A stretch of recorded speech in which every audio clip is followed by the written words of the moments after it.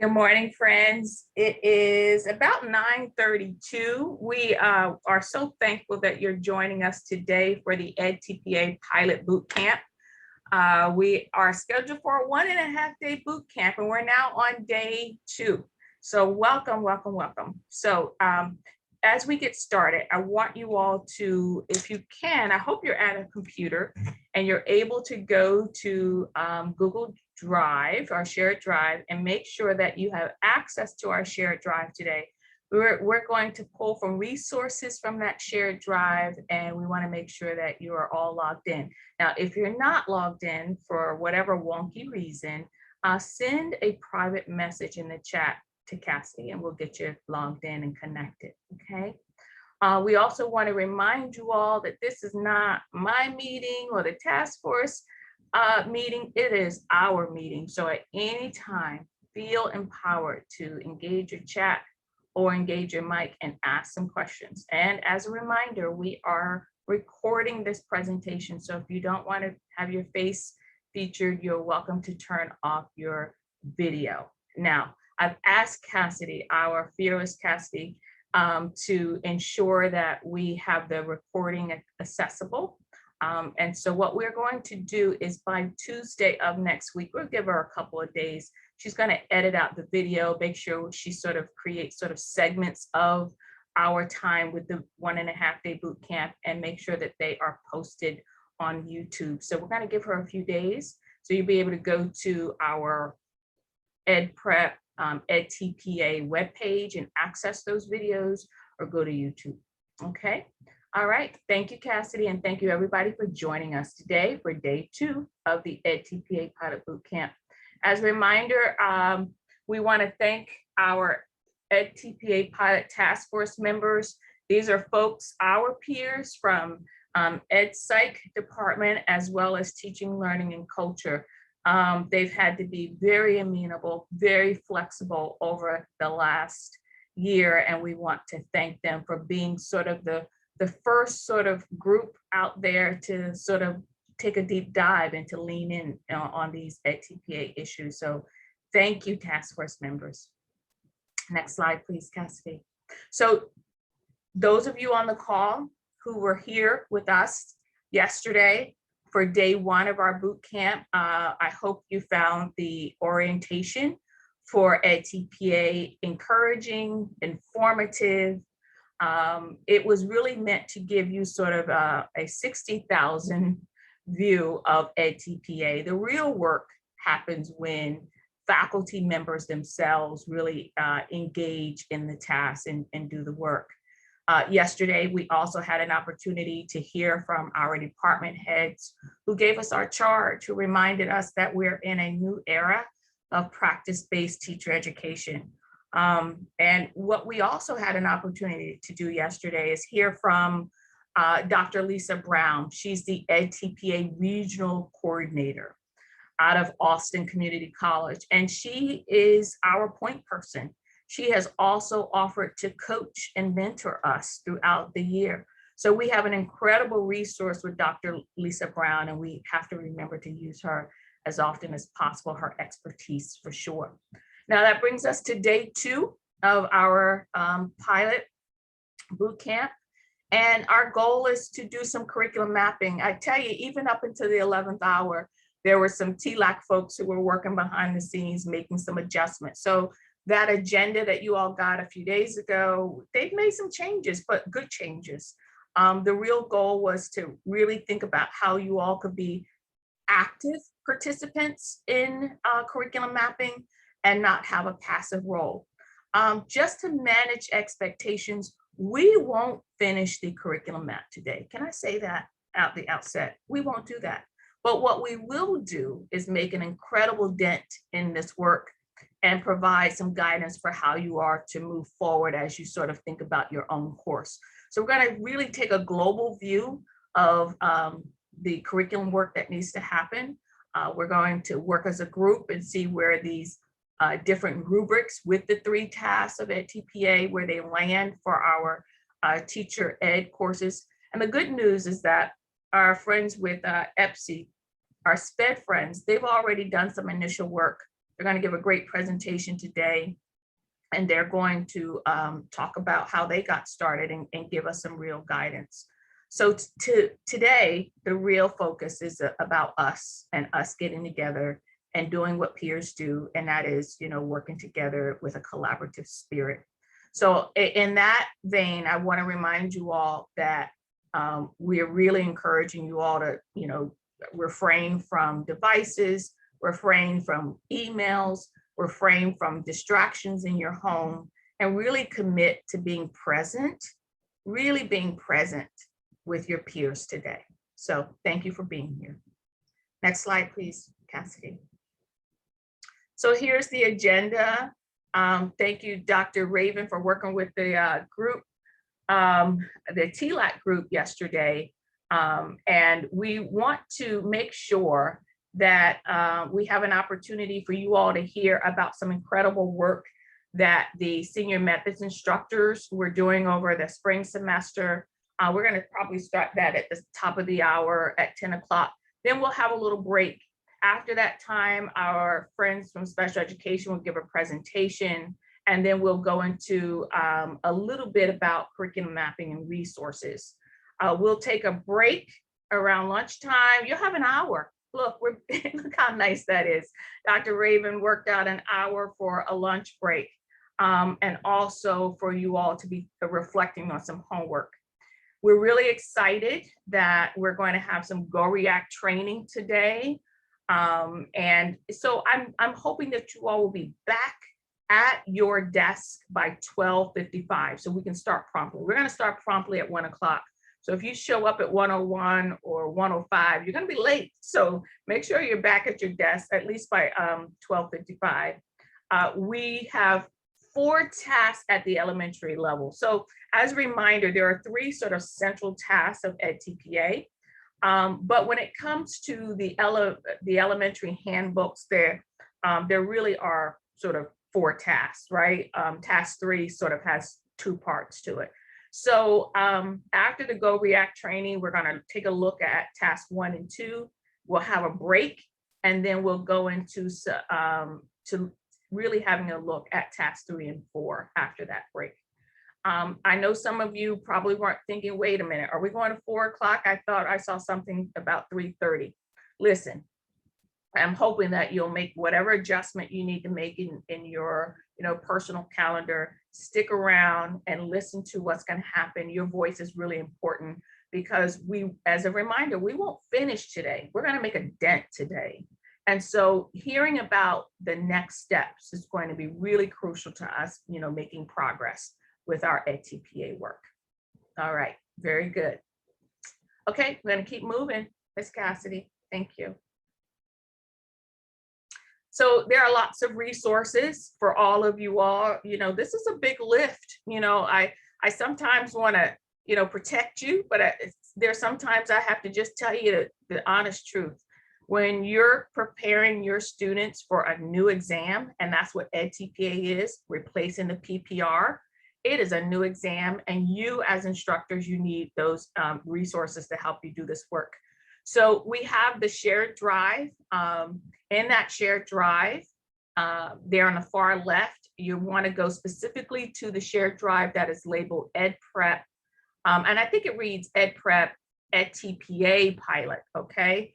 And there you will find a fact document, a toolkit document. You'll find all the handbooks for the certification areas there. You'll also find some boot camp documents as well. So there's a specific subfolder labeled May 2021 boot camp. So that's for us today. So I would encourage you all to make sure you're logged in today to our shared drive and May 2021 boot camp. All right. Now, the next resource is the task force. They said yes. The task force members said yes when everyone else was saying, we're not really going to do this thing. This isn't serious. They said, I don't know what they drink in the morning or in the evening, but these are folks who said yes early on. And I'm really thankful for them. And they had a set of deliverables. Now, they're coming on the end of their deliverables, right? And so they will have officially met their responsibilities. And I'm talking specifically about TLAC. They will have met their responsibilities by this summer. But that capacity that was built will still linger. So I'm hoping that they will still be around to maybe come together 2 times a year to take a look at the data from the edTPA exam, and also serve as thought partners for all of you who weren't a part of the task force. You know, we've given them a nice little door sign that reads, you know, task force member. So you'll be able to identify them and say, hey, I have this question about edTPA. Can you help me think this through? So that's the limit of their sort of involvement after this summer. So we're hoping that they will be thought partners, but also come together maybe 2 or 3 times a year as a kind of continuous improvement effort, right? To keep this work moving along across departments. But they will have met their responsibility, and I wanted to respect that, and I wanted you all to hear that from me. All right, the next resource from that we all need to be aware of is we have a CEHD webpage. It's dedicated to edTPA updates. We haven't updated it since January. We're waiting to hire a new person, probably by the end of June, who will work on keeping it updated for us. But that's where our faculty, staff, and outside stakeholders like our school district partners can go to and learn about edTPA. So we do have a web page as well. And then, of course, someone would call me while I'm trying to talk to all of you. TEA really has invested a lot of resources. They know about folks who are pushing back, folks who are saying behind the scenes, this is not going to happen. They're hiring personnel, they're hiring curriculum specialists, they're hiring coordinators around the state. They signed the agreement with Pearson 3 years ago, everybody.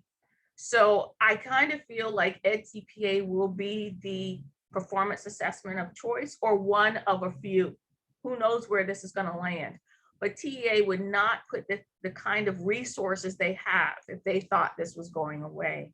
So those who are really close to the know understand that this is moving forward at TPA.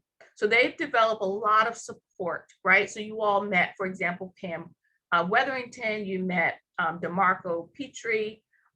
These are folks who have leadership positions with Pearson and or TA. You also met Lisa Brown yesterday. She's been assigned to us. She's our regional coordinator. So anytime you need her to take a look at a syllabus, or maybe bring her in as a guest speaker, or help her coach a couple of your instructors, that's what they've been assigned to do. And we need to lean on that support as much as possible. They've also created something called a monthly edTPA newsletter. I get it. I hope you all are getting it. I sometimes will forward it to you all. So make sure that you're signed up. It's actually, you can see the May newsletter that edTPA provides. You'll be able to see that in our shared drive. So make sure you go to the shared drive and see an example and get signed up so you receive it. And then they also offer a web page on TA's website that's dedicated to learning more about edTPA. And they provide many grant opportunities to help offset the cost of the exam for students who are enrolled in the pilot. Now, I applied for round 2 of the pilot. We didn't use it. We lost those monies. So I had to apply for round 3 of the mini grant, so that our students who will be submitting an edTPA portfolio come spring 2022 will have the cost of the exam absorbed. And so I recently found out that we did get that grant. So, you know, we'll be able to support our students in EPSI and in TLAC who will be participating in round 3 of TEA's pilot. Now, they won't have any more pilots. We're part of round 3, the last round of pilots. And so this is a real opportunity for us to work really hard this fall and our senior methods courses, or the course before clinical teaching, to ensure that our students are ready. And this grant will support the exam costs. All right, very good. Any questions about that? Cassidy, I can't see the chat, so let me know if we have any questions about the resources that are available. No questions in the chat. Thank you. Next slide, please, Cassidy. All right, so we have a 4-phase implementation process. You'll notice that at the top of this page is a hyperlink. I created like a 11-minute video explaining the 4-phase implementation process. I've been sending it around since late February, early March. If you have not seen that 13-minute, 12-minute video, please take a look at it. But basically, it spells out how we're going to move forward over the next year and a half to get ready for the consequential year come 2023. And so phase 1 represents all the work that we've been doing this spring. You know, TLAC task force members have been doing some heavy mentoring and coaching of the senior methods instructors. This is also the year 2021 of professional development for faculty. It was our initial plan to be a part of the pilot too, but we were like, we're not ready. We need more time. You know, as a reminder, we had a pandemic going on. So, you know, the dean agreed, let's slow things down.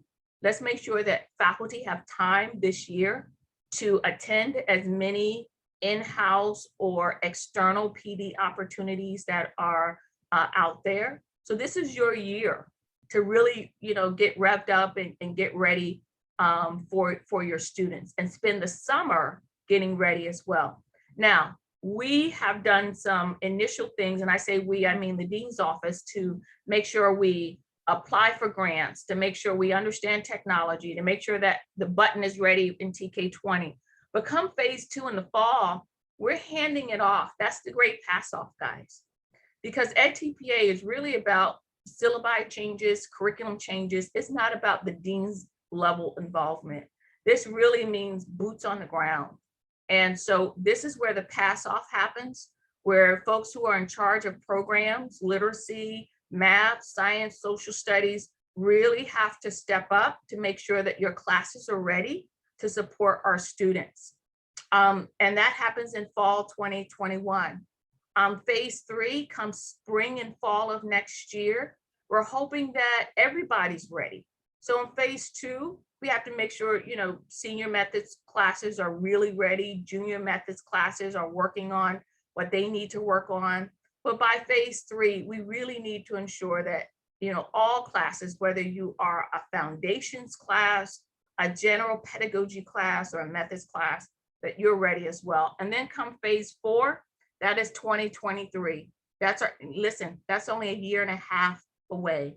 So that means we all have to be ready by 2023. All right, we're going to keep moving, Ms. Cassidy. All right, so just a little bit about terminology. So we've been hearing this word pilot, and I just wanted to make sure we have a little clarity on what pilot means. Now, pilot for me just means practice. I hope you all agree. Now, Texas Education Agency, they've been running pilots for the last couple of years.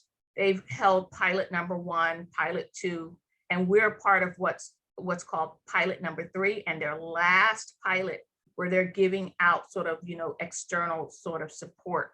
So the goal is that with this external pilot, we have to share 2 things. We have to share all of our efforts in terms of PD to support our instructors. This is why we're taking, you know, really great sort of attendance records, who's coming, who's not coming. We have to turn over PD attendance records to Texas Education Agency. We also have to share a list of all of our students who are participating in that cohort A, which is spring 2022. This is really important. So, you know, we know that we're going to have students from our TLAC programs. We know that bilingual education is going to ensure that some of their students are part of cohort A 2022. Special education, I know that they are working on revamping their curriculum and working on redesign. But there are a lot of things up in the air with the state when it comes to special education. So their students may or may not be a part of the cohort A for spring 2022.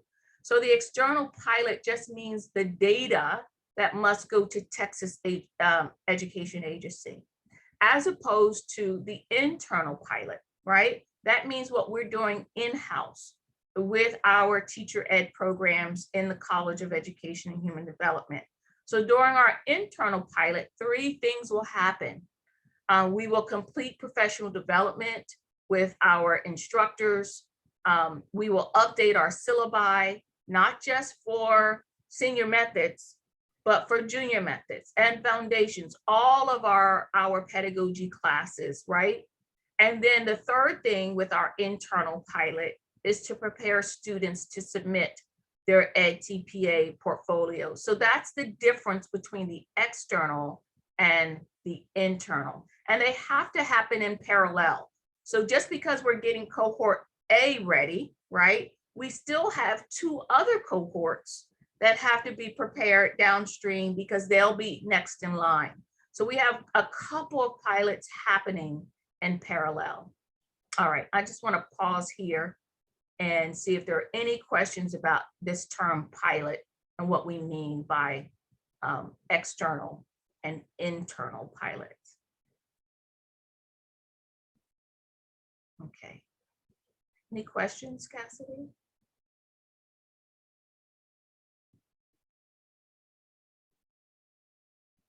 All right. So as we get ready for edTPA 2023, our consequential year, we have 3 opportunities to get ready, right? Our first group who will be submitting their portfolios is spring 2022. That's the elementary group. We may or may not, like I said, have special ed participate. It depends on what's going on with their standards. Those poor folks, they're going through so many changes at the state level. So it's really dependent on what's happening and whether or not they feel as if TEA is giving them enough guidance. But that's the only cohort that's going to be reimbursed by the state of Texas TEA. So I wanted to make that clear.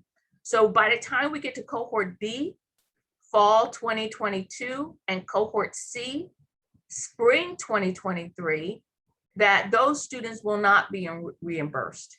Cohort A, again, their exam will not count against them. So as long as they submit a scorable portfolio, they all pass. So there's real incentive to really support cohort A to understand what's working, what's not working, so that by the time we get to cohort B and C, those consequential sort of places, that we are ready to support them. So our goal is by fall of next year that we will have everything embedded for our elementary, middle, secondary certification areas as well. So those folks haven't even been brought on board really, the middle grades and secondary certification. And then by cohort C, all certification areas are ready to rock and roll.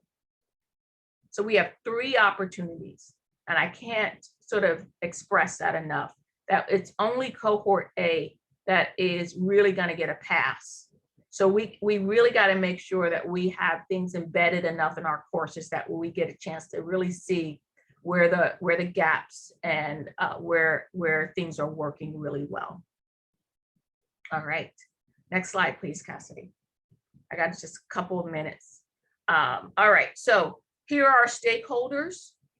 Just as a reminder, when it comes to this new exam, everything changes. The world that you knew before, it changes. So we have our external stakeholders, people who have to be aware of what's happening. That's our school district partners, that's cooperating and mentor teachers. That's also our community college partners, because so many of our students come to us as transfer students. And then we have our internal stakeholders. That's the candidates. They shouldn't, by the way, candidates shouldn't see changes in your course. They shouldn't see regular coursework and edTPA coursework. They should just see coursework. So if we embed it well enough, right, the 3 tasks, they should see no changes, absolutely none. The internal stakeholders also are our faculty. If you don't make the changes, nothing happens for these students and they're not going to pass their exam. University supervisors need to be aware. The good news is that there's not much for the university supervisors to do, but there is this huge sort of lift we need to do in terms of awareness with them. Field placement staff and directors, they are included as well, because it's important that students are in the kinds of placements that will help them get ready, right, for preparing for their edTPA portfolio. Their placement has to be matched to the handbook. And field placement staff and directors really need to understand that. And they need faculty working with them to make sure that they understand that. And then the college leadership and dean's office, what I will do, our office will do, is to make sure we have those sessions available for school district partners, work with our mentor teachers, make sure that our community colleges are up to speed, make sure that that button with TK20 is ready for you all when your students are ready to submit their portfolio. Make sure that there is technology training for your students as well. So we're going to do all of the infrastructure pieces, as well as notifying the external stakeholders. But that's our part, but your role is really to make sure that they're prepared, that our candidates are prepared for that exam. I have a document in our shared drive today. It's titled Roles and Responsibilities, and it spells out really what folks are responsible for doing. I would encourage you all to take a look at that.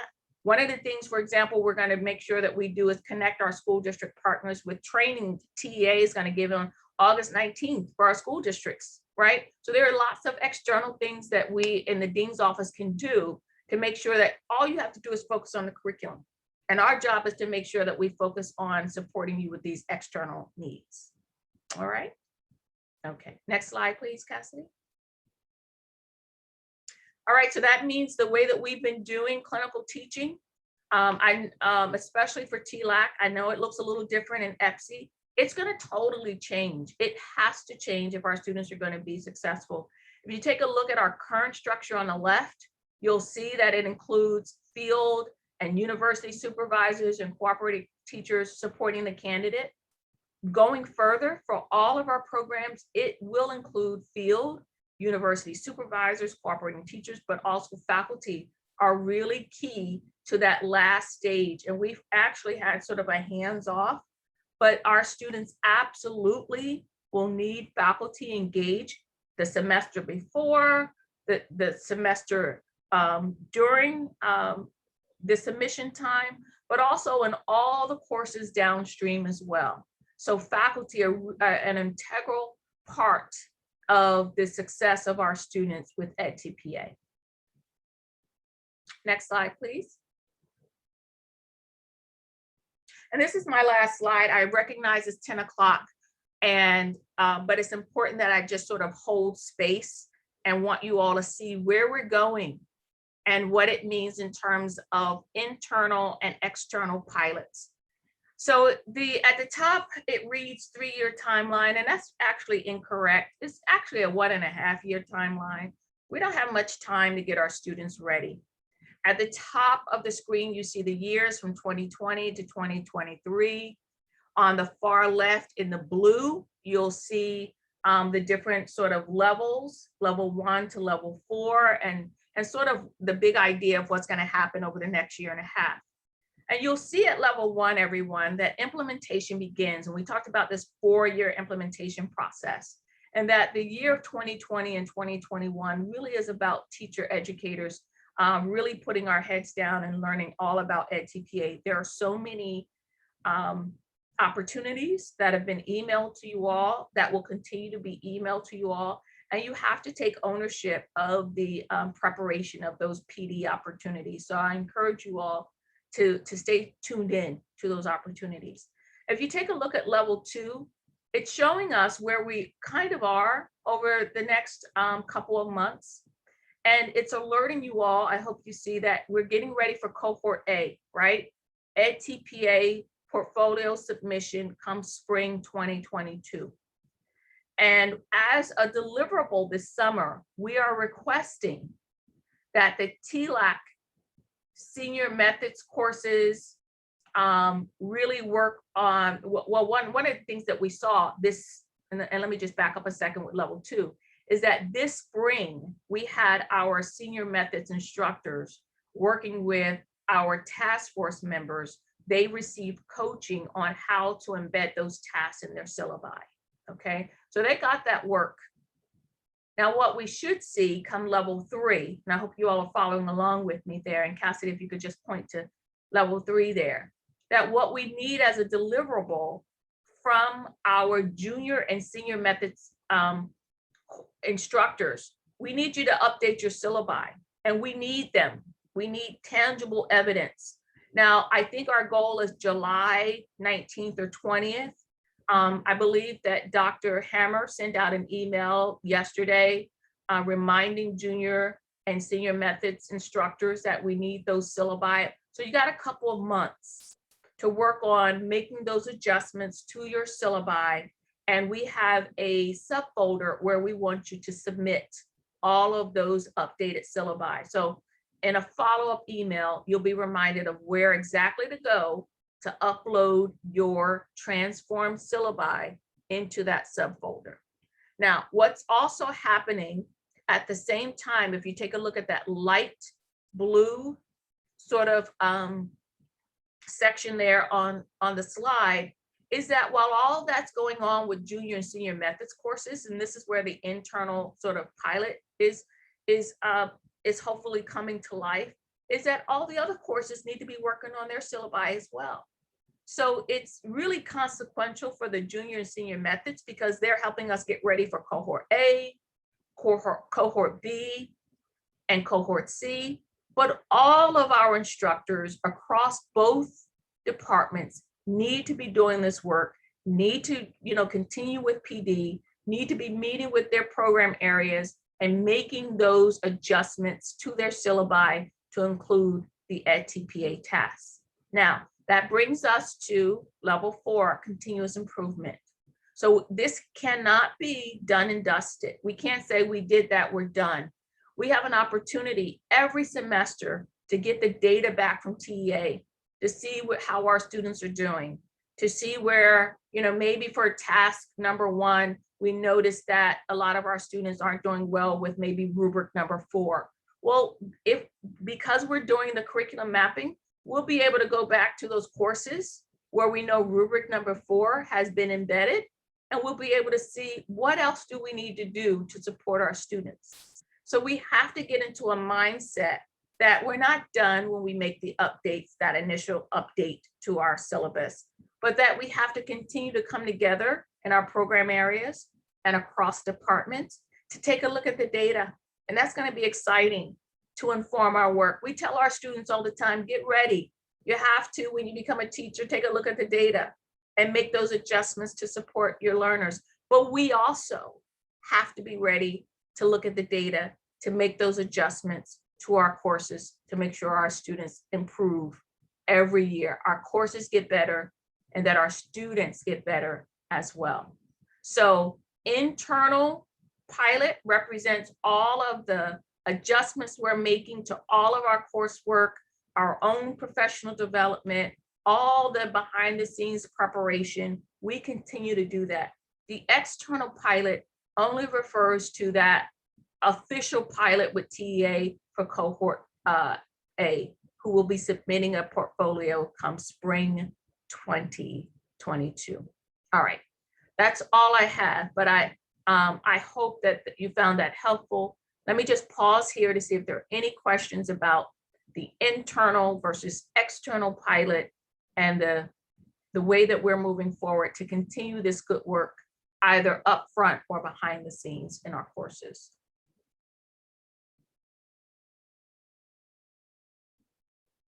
I have very good wait time.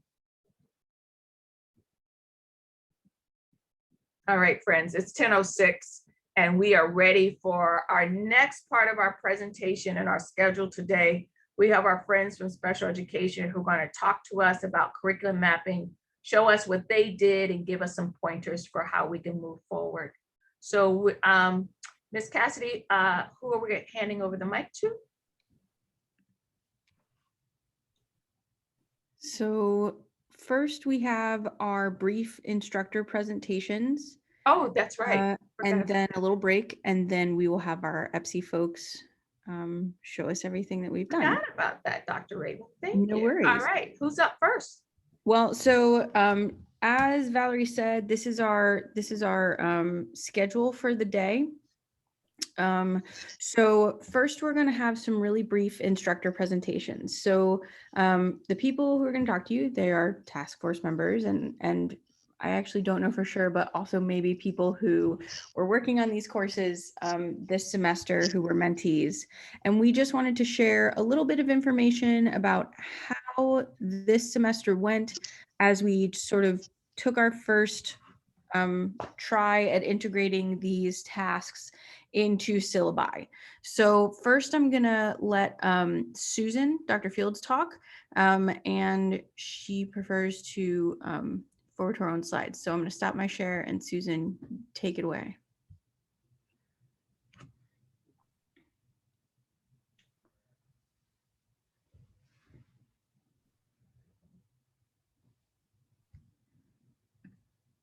Oh, Susan, you're muted. Good morning.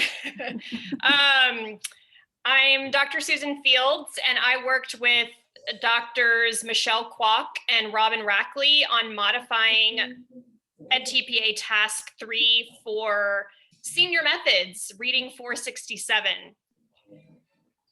One thing that we found really helpful, which Dr. Rackley helped me with, because these students, the edTPA assessment was not going to be consequential for their certification, we sort of needed to frame the relevance for them. And I thought this was very helpful. That talking to them, like, you're going to be mentor teachers at some point in your career. And you're going to be mentoring students just like you as they complete their edTPA assessment. And so this is something your principals are going to want you to know about. And so I thought that was very helpful to sort of get some investment in paying attention. But we also made the point, and this was made by Dr. Lisa Brown yesterday so well, this is just good practice, that planning and teaching and reflecting on your teaching and analyzing data and then making instructional decisions is just good practice. So we found that helpful as we embarked on this journey. So 2 parts of our journey. One was with Dr. Rackley's section, and one was with Dr. Michelle Kwok's section, who is on the line. Dr. Rackley was unable to be here, so I'll quickly summarize what we did in Dr. Rackley's section, and then Michelle and I will tag team what happened in her section. So basically, we did a modified version of Task 3. Task 3 asks us to think about assessment. So administering an assessment, analyzing the results from that assessment, providing feedback to students based on that analysis, and then making a plan, an instructional plan based on what you find. So we had to manufacture some student work because the field opportunities, while awesome, given COVID, were a bit limited in how we could get our hands on actual student work. So we relied on some STAR writing samples that were available, and we had students take a look at 3 samples of 4th grade students and begin to analyze them and make some interpretations about how these students were performing in their writing. And then we had them complete an analysis. So what score point would you assign? What were some of these strengths that you saw in each of these pieces? What were some of the areas of need? And then we had the students pick one of the students and imagine that they were going to have to provide feedback to that student based on their analysis. What would they write? How would they communicate it, knowing that this was a 4th grade student? And then based on that analysis, what instructional plan would you design for these 3 students? What's one strategy you would incorporate, or one activity you would engage these students in, and why? So that was one section. We completed another version of this assessment procedure in Dr. Kwok's section, where we looked at reading. and looked at just one student. So we looked at some QRI. This is a qualitative reading inventory, a few pieces of data for one student, a word list. They read aloud a passage and answered some questions aloud with an instructor. And so students had access to these pieces of data. They analyzed these pieces, looking at doing a miscue analysis, looking at the students' comprehension on their retells, the accuracy of their answers to comprehension questions. And then based on that analysis, they wrote up kind of like a commentary that students would do in edTPA, and noting what the students' strengths were, what the needs were, and how they would proceed instructionally for that student. So I'll let Dr. Michelle Kwok pick it up here. This is an example of her student who completed this task in her class. Hi, can you hear me? Yeah. Great. So yes, this is just one portion of a student's example work. So basically their task was to, and also I had in mind the STR exam as well. So this is kind of for me, this was a good way to tackle both the edTPA and the STR, preparing our candidates to address both. So basically they identified one need in comprehension, one of the students' needs, and then suggested an activity aligned to that identified need. And then also using the data to support the claim of that identified need. Yeah, and this is such great practice for both the edTPA commentary and for STR. And we found that, or Dr. Kwok, do you want to talk about what you found? Basically, really helping students to practice well, they could not collect the data. The data was already there. But ideally, what students will be able to do in the fall is they will be able to collect authentic data from the field. That's step one. Then step two is, okay, let's take a look at these data, let's analyze it to make some kinds of claims about student learning based on these data. And so for this semester, while they weren't able to collect the data, they were able to make claims about one student's learning based on these data that they had analyzed. And then they were able to make some instructional choices about how they would respond to the student based on those identified needs.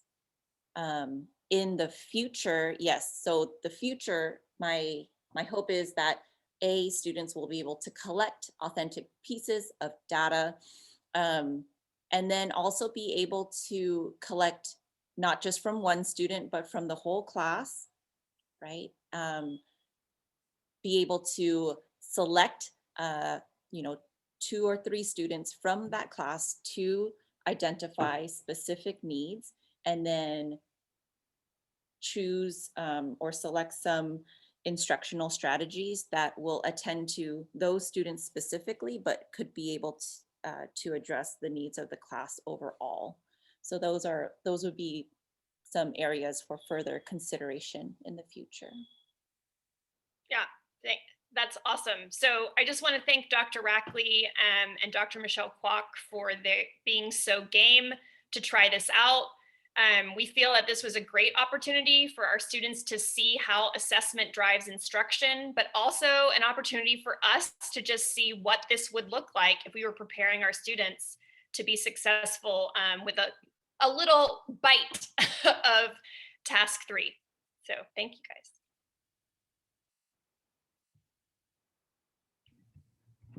Thank you. Next, we're going to have math report out. So that would be Dr. Parker.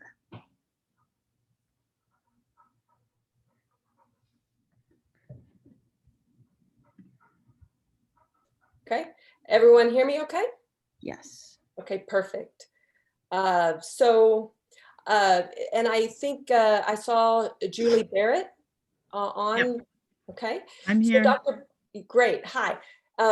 Dr. Julie Barrett and I worked with the elementary math methods course. And so it's interesting when we hear the presentations, a lot of times we focus on task 1, 2, and 3, but the elementary task does have a task 4, which focuses on math and assessing students' mathematical learning. So Dr. Barrett and I are going to talk about what we did within the methods course. So the first thing is, again, we positioned it for the students, just as Susan was discussing about, talking about the fact that this is just good practice. In talking with Julie before we included this in her course, she noted things that she's already doing with students, misconceptions with mathematics, and having students analyze error patterns. So a lot of this was just an easy fit within the course. So this gave an overview of task 4, which has students analyze whole class evidence to identify patterns of learning. Then they have to analyze student work samples, similar to task 3 for literacy. And then they have to do a re-engagement to help address those areas of challenge. And then they have to reflect on the effectiveness of that. So we did provide, during the time spent in the course, we did provide students with an overview of the task to help them gain some understanding of that. We focused them on the 3 rubrics that are connected so that they would know what target levels would be. And if you notice within this, I've got some areas that are highlighted in red: patterns of student learning, conceptual understanding, procedural fluency, mathematical reasoning, problem solving. And then for rubric 18, you have re-engagement.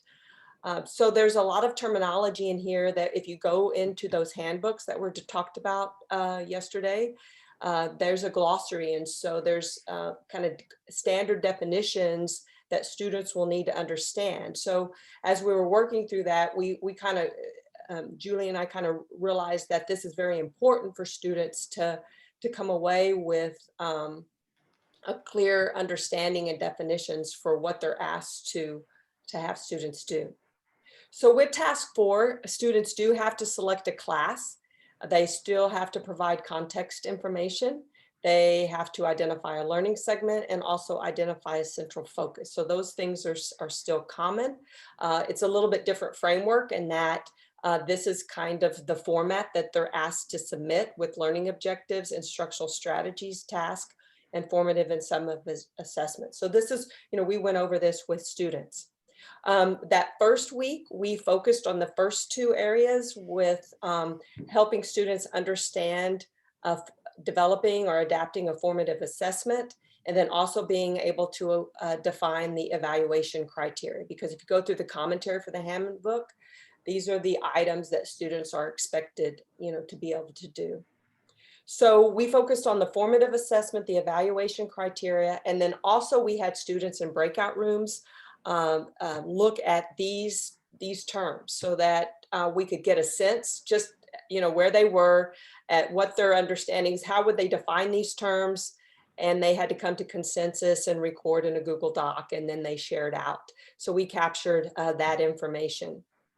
And then we looked at a few examples from the assessment and talked about the evaluation criteria. As we moved into the second week, we moved into that second chunk of kind of components for task 4, which dealt with analyzing student work samples. So students looked at one lesson. They looked at the assessment for that one lesson and the evaluation criteria. And then just as they did in literacy, we had 3 student work samples that students analyzed. And then they had to determine how students did based on the learning targets. and then design a re-engagement lesson. We did not get to that third part, so the idea is that as we move into the fall semester, hopefully students would actually have a chance to actually teach that re-engagement lesson, analyze work samples, and then also evaluate the effectiveness. So this was some of the instruction that we gave for students to review the slides. They worked in small groups. They gave some identified how they evaluated the work samples, and then they had ideas for a re-engagement lesson. Julie, would you like to add to like looking at the student work? Yes, is that the next slide or? Yes, can you see Let's it? see. Yes, Okay, yes. there we go. Okay, so in evaluating or analyzing their work, it became clear that there were some gaps. So this was very valuable to me as to provide feedback and input as far as what needs to be addressed in the syllabus in the future. But there were definitely some groups that did an excellent job, but then there were some that revealed some needs. But so adopting the vocabulary of the edTPA needs to happen from the very beginning. So, and that comes from me leading them through that vocabulary. So that will be definitely something I'll be looking at in the future. And then creating assessments and determining the evaluation criteria based on learning targets. So I think that focus on evaluation criteria and learning targets needs to be in place and emphasized in the future, which it has been, but we just need to use that same vocabulary with students and make sure that becomes just habit for our students. And then they're very skilled at identifying individual misconceptions among students. They're not so skilled in grouping students based on those misconceptions into small groups. But since some students have a variety of misconceptions, and so I think they were distracted by some of that, and so helping them work on developing small groups of students who, and then targeting specific learning targets for those students will be something that will be practiced in the future. We do practice a lot of identifying misconceptions of individuals, but then not the follow-up with developing those small groups. And then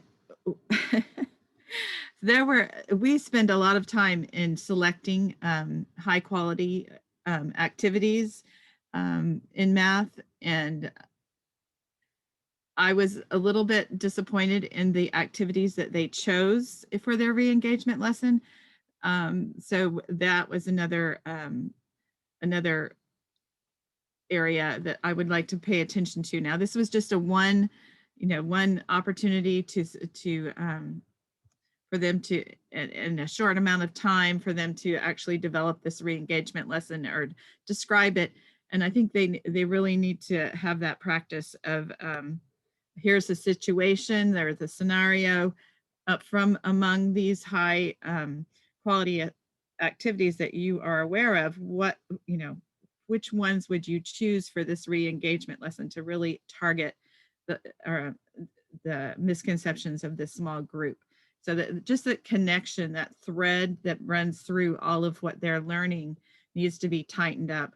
And then the description of the re-engagement lesson, they're used to writing a plan and having all the elements, but if they're just asked to describe it, that's something that, that seems logical to those of us who have done a lot of lesson planning and describing what is in the lesson, but they haven't had just that bit of practice, I don't think, where they have that lesson framework in mind, they've sketched it out, now they have to describe it in a paragraph or a few paragraphs. So it's some nuts and bolts of the assessments the task 4 that we need to work through, but I think primarily my takeaway is this gave me a lot of material to work from to know where I need to go with my syllabus. So yeah, and if I'll piggyback, just quick comments to summarize to help us with our curriculum mapping later, is that if we think about adopting the vocabulary for edTPA, I think it's important that if you saw that list, is that within like a Math 365, MASC 351, all of that terminology is consistent. And then also if we think with secondary, that SC EN 201, I think it would be important to kind of make sure that that vocabulary, and then other courses like re-engagement, any opportunities that you have to build assessments or to really focus on evaluation criteria or give students opportunities to think about how they would re-engage, whether it's in math, it could be in science, it could be in social studies. Those would be opportunities to bring in some of this in other courses. And one other point that I wanted to bring up is that one concern I have is that not all of my field students have the opportunity to observe a math class during their senior methods. And so even if I were to want them to pull math data from a class, they won't be in a math class. So I don't know if there's an opportunity for students, for our field students, to actually follow elementary students rather than, or during a time during their clinical their senior methods or senior field observations, to follow students rather than to stay with the same teacher. I don't know, but yeah, it will raise a question about the placement piece, about whether maybe they're paired placement to make sure that they're with a math and science or literacy, if they need to do both of these components, or if they follow students. That's true. right.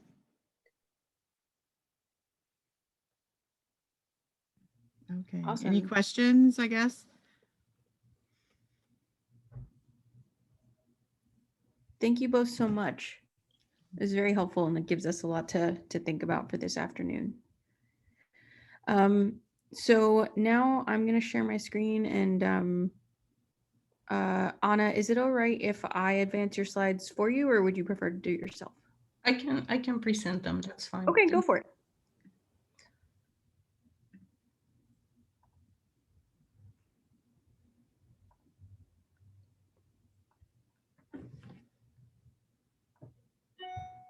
Okay. So my name is Ana Diaz Beltran. I worked with Dr. Hammer and I worked with Carrie Griffith for social studies senior methods. Our task was task 1, which was planning, is one of the most comprehensive tasks and is the foundation for the rest of the tasks. And this is important to mention because there is a lot that we needed to work here on. So social studies is perhaps one of the subject areas that is not direct. I mean, what we needed to do here is to understand what were the literacy demands in social studies and how could we make social studies and other areas, math, science, a lesson on these areas about literacy. So what we needed to do was create a 3 to 5 lesson plans that would build on each other to develop those skills for comprehending content and for composing texts in social studies. However, we had this semester a limited amount of time to do that. And what I exactly did, I came to Dr. Hammer's class and Carrie Griffith's class to present the task overall.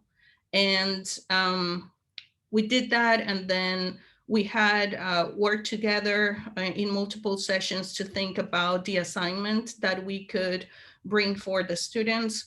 And then I visited their class one more time to discuss what that assignment entailed and to see if there were any specific questions. So there are 4 deliverables for task 1. We worked on 2 for these practice this semester. The first one is the context for learning information. So students needed to gather information for each of their classes, and both Janet and Carrie adapted these the format that is provided in the handbook so that students could gather that information for their class. And then the second thing that we worked on was on a lesson plan, which is an assignment embedded in their own courses. And because, and I'm gonna open here what this lesson plan looks like to understand how comprehensive this task one is things that we usually do, which is thinking about TEKS. And then here we were thinking about social studies and ELA TEKS and how they could connect with each other, how there were literacy, how literacy supported social studies content knowledge. And they worked on building the objectives, essential questions. So these are things that we're all familiar with. Now, what is new here is the central focus. So to think about 3 to 5 lesson plans that build on each other and that is focusing on literacy as supporting social studies. Another aspect is academic language. That means that we needed to understand what academic language was, and that means things that we will develop later today, thinking about task one. And then there's other things like targeted language supports, academic supports for students. So we decided to focus on this first part of the lesson plan, which is what it's already embedded in the courses. And our goal was to end with the central focus. So, and I know Dr. Hammer is on the line, so I'll give you an opportunity to unpack a little bit of what you did with Dr. Matthews and Dr. Kwok, if you would like that, Dr. Hammer. Sure. So as Anna said, task one was really too much for one class. So thanks to her leadership, we were able to break it up and decide which were the most important things we needed to do this semester. I also submitted, though, some units that we have been working on in the middle grades, because I also teach middle grade social studies, that really were very clear, because there, Dr. Kwok and Dr. Matthews also required a lesson plan. And so it really established for the students that connection of literacy and social studies. They're seeing it on, I'm displaying your unit, the one Okay. that. Yeah, And so that really helps. So it really is going to take collaboration of the senior methods team for the students to see the whole picture. so thank you, Dr. Hammer. And so one of the things that they worked on each of the courses, Carrie's and Janet's courses, was in building the context of learning. Some of it looked like this, which is an adaptation of what is in the handbook. Others looked more like text that is unpacking what that context looks like. And this collaboration that Dr. Hammer was talking about is addressing this question about it's addressing this question about central focus and building on each other's lessons. And so that collaboration is helpful in not leaving everything, task one on just one subject area, which was our initial experiment to see how are we gonna tackle this as a task force. I'll leave it at that because I know our time is tight. So thank you both, Carrie and Janet. It has been great to work with you. We worked well as a team. There are things that we need to think more about, like where are we going to develop this central focus, and also building on academic language, which would be hard to be just an introduction in social studies. Perfect. Thank you guys so much. Again, a lot of really good information for our afternoon discussion. And then I know that we have one more. So science is going to be Dr. Singleton, and I know hers is brief. And then after that, we'll take a short break. All right, so running into that problem in elementary, the focus on literacy, math and language arts. So I do feel like social studies and science, we can go through our content for that, but it's going to be more supportive of the other. So I dug through Atlas, and I found Atlas has some great edTPA resources. And I found a lesson, an elementary lesson. The context was whales, but it was really working on descriptive language. And students were writing about the whales and working in groups. So I know that because of the pilot, we were doing things in senior methods that I don't think are going to be once we get all this lined out. These were earlier, because this is early stuff, what I think of as guided practice.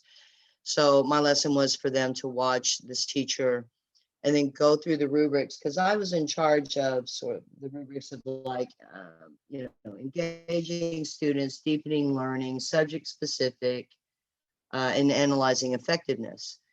So my lesson was for the students to watch the video and then sort of work through those rubrics and describing and trying to analyze that teacher's teaching.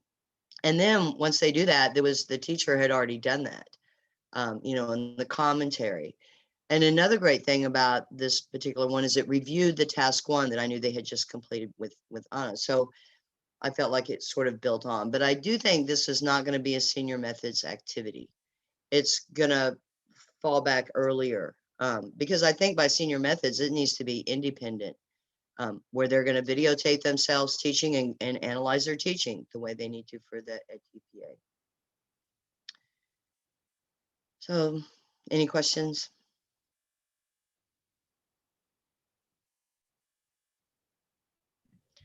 Yeah, down and dirty. Okay, let's keep going.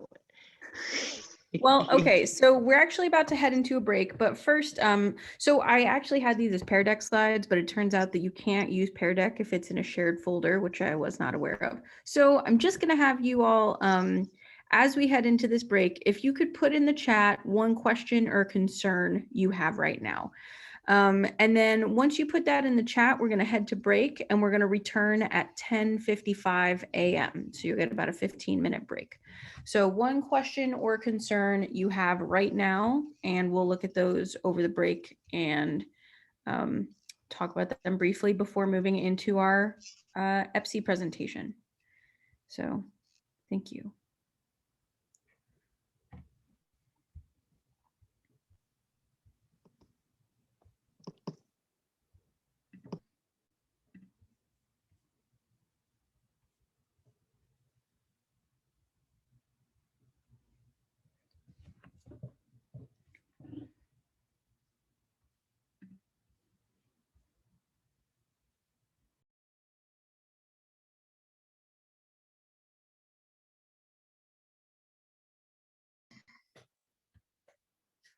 Aaron, do you want to share? Okay, so Sarah, can you please make Aaron co-host? Oh, we already did it. You guys already know what you're doing. You don't need me. I'm just going to sit back and relax. That's welcome back, everybody. So we're going to have our colleagues in EPSI give us a lot of guidance in terms of what they did for their curriculum mapping and in terms of integrating the tasks into their syllabi. And I'm hoping that this will be really informative for us as we move into our afternoon activities. So thank you so much for being here and presenting to us. Absolutely. Welcome, everybody. We're excited to share what we have done in our programs. So this is our awesome team. Myself, Drs. Fogarty, Walikowski, Nashiba, and Montague. Monica, I hope I said your name right. I work really hard on that.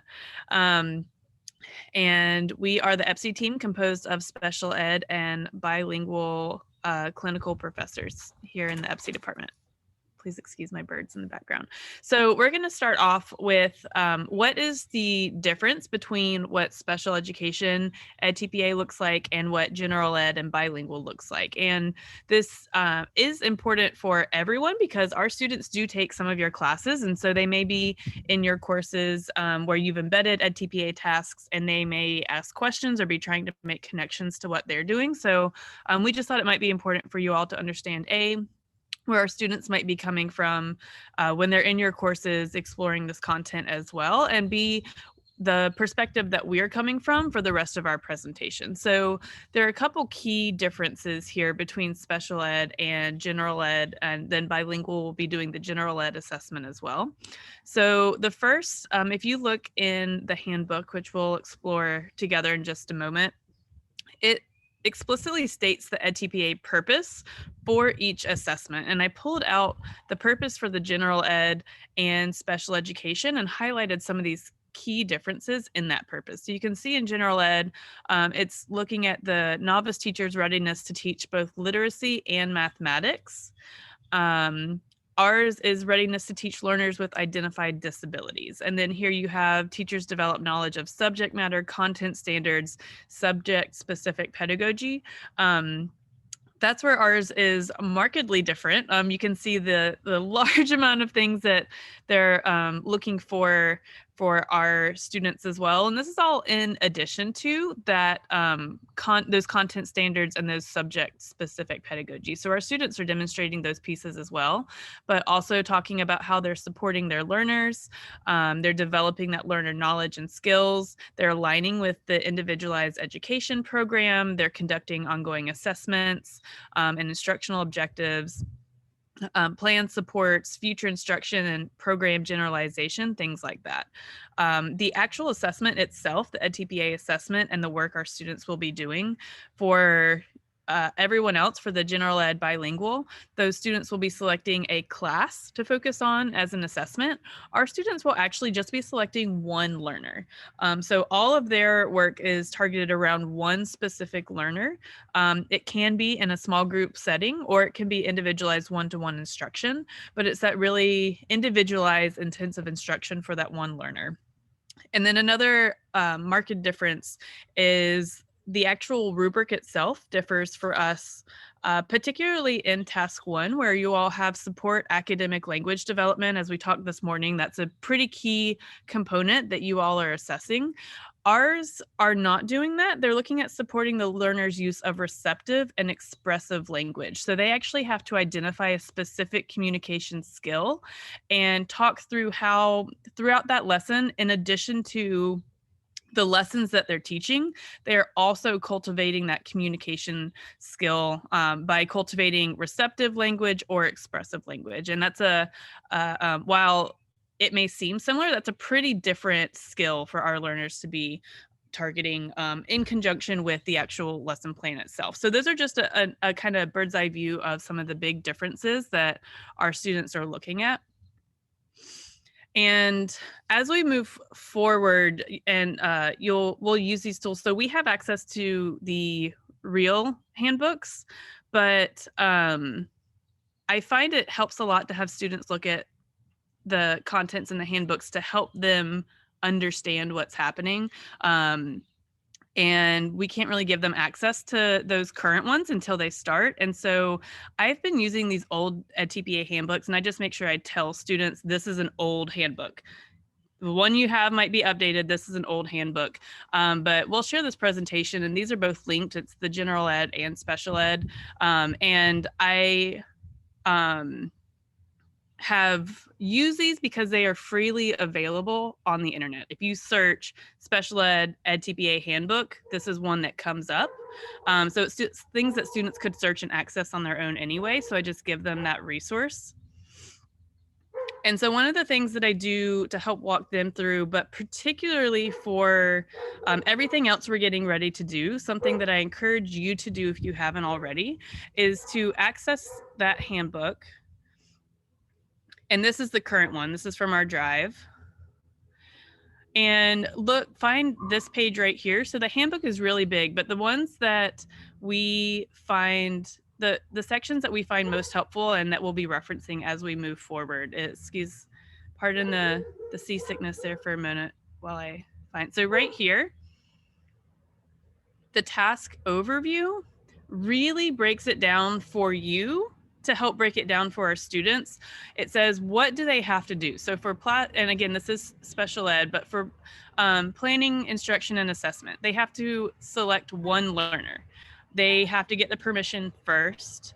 They select a learning goal, obtain baseline data, 3 to 5 lessons. And so it really pieces it out. And then you can see here, choose one communication skill that they'll use to participate in the learning task. So how are they communicating their knowledge to you? It also breaks down exactly what do they have to submit. So context for learning information. That is something that it's a document that I'll show you here in a moment as well, that's already printed that they fill in. The lesson plan segments, instructional materials, planning commentary. Again, something that's already set that they fill in, which really helped us guide the materials that we started to integrate into our program to help mirror what students will see there. And I think having a picture of what it actually is students are doing, what they are submitting. When we say turn in edTPA, I think that's kind of nebulous. And so it's looking at what are they actually turning in? What are they actually being asked to complete? Really helped guide us in understanding what we needed to do to prepare them. So that's the first piece that we found very helpful. And then the second part is also in that handbook, just a little further down, and it's that planning commentary. So again, same handbook, but if you scroll a little further past these kind of cheat sheets here, and it's right before the rubrics for each one. So this tells them what they should do. What do I need to write? And then you'll see planning commentary. So when students are submitting edTPA, they're actually taking these commentaries and they'll have little parentheses. It'll have the prompt that they write. Or the prompt for them to write, and then it'll say fill in between these parentheses. And you'll see no more than 12 single space pages, including the prompt. So they're not deleting what's in there. They're just adding to these pages already. And so, for example, this is what they're completing, this document right here, and they'll submit that based on the learning goal and the focus learners IEP goals. Respond to one of the prompts below. So if selected learning goal is academic and aligned, explain how it supports the IEP goal. If it's academic but not aligned, explain how it supports the learning goal. And so looking at these prompts that they'll be completing, and then you'll see in a little bit, we'll talk about how we start to embed those prompts and that language into our other assignments to help those students kind of, it decreases the cognitive load a bit because they're not having to also translate the language again. So starting to embed language like focus learners and things like that. So just again, an introduction, as we go through this, if you start to feel overwhelmed, that's the first step that I would take, is go back and reorient yourself to exactly what is it the students have to do. So then you then know what do you have to do to help prepare them for that. So those two parts of the handbook I find particularly helpful. And then the rubrics, which we'll talk about here in just a moment. So does anyone have any questions about the difference between those, or why it might be important for everyone to understand the difference between those before we move on to curriculum mapping?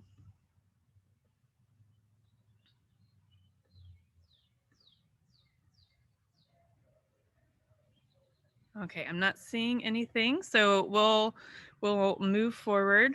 So Marcia, I believe, ready for some curriculum mapping. So this is what you all will be doing this afternoon. Howdy, everyone. Thanks, Erin, for introducing or leading into the curriculum mapping portion. So I want to talk with you all just a little bit about the process that we've taken in SPED with the support of Melissa Fogarty, helping to guide us and move us through the curriculum mapping process, and also the Center for Teaching Excellence.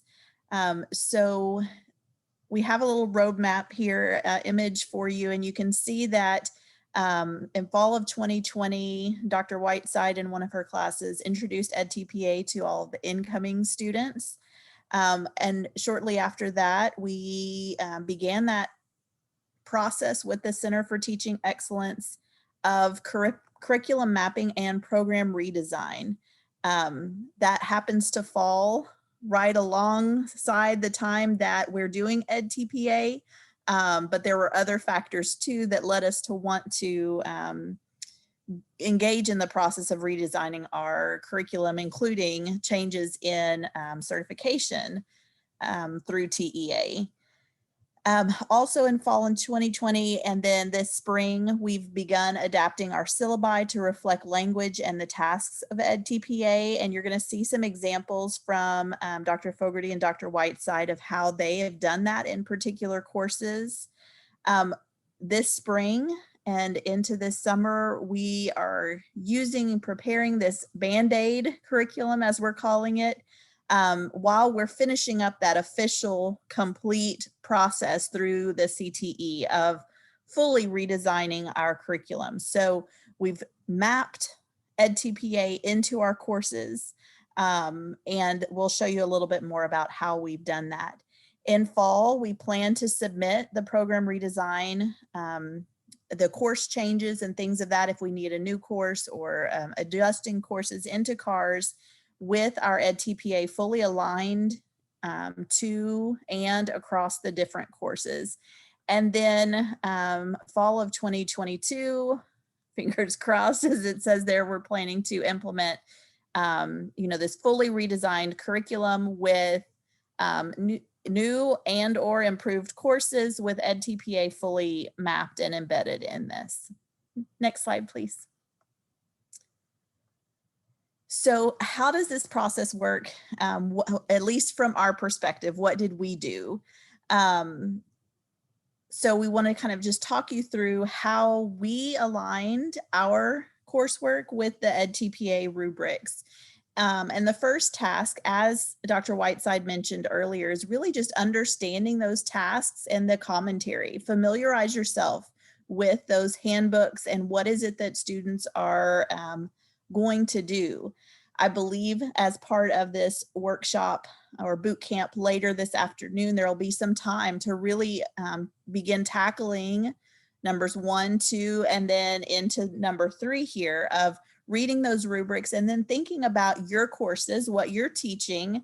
And as you're reading those, are there things that you do in your courses with your students, or there's assignments that you have them do, lectures that you lead that really align? Because as you heard yesterday likely, and as you've probably gleaned this morning through all of the presentations, the work of edTPA really is aligned with the work of teacher preparation, right? So as you're doing this work, you're going to have those ahas of, oh yes, this fits here, this goes with this.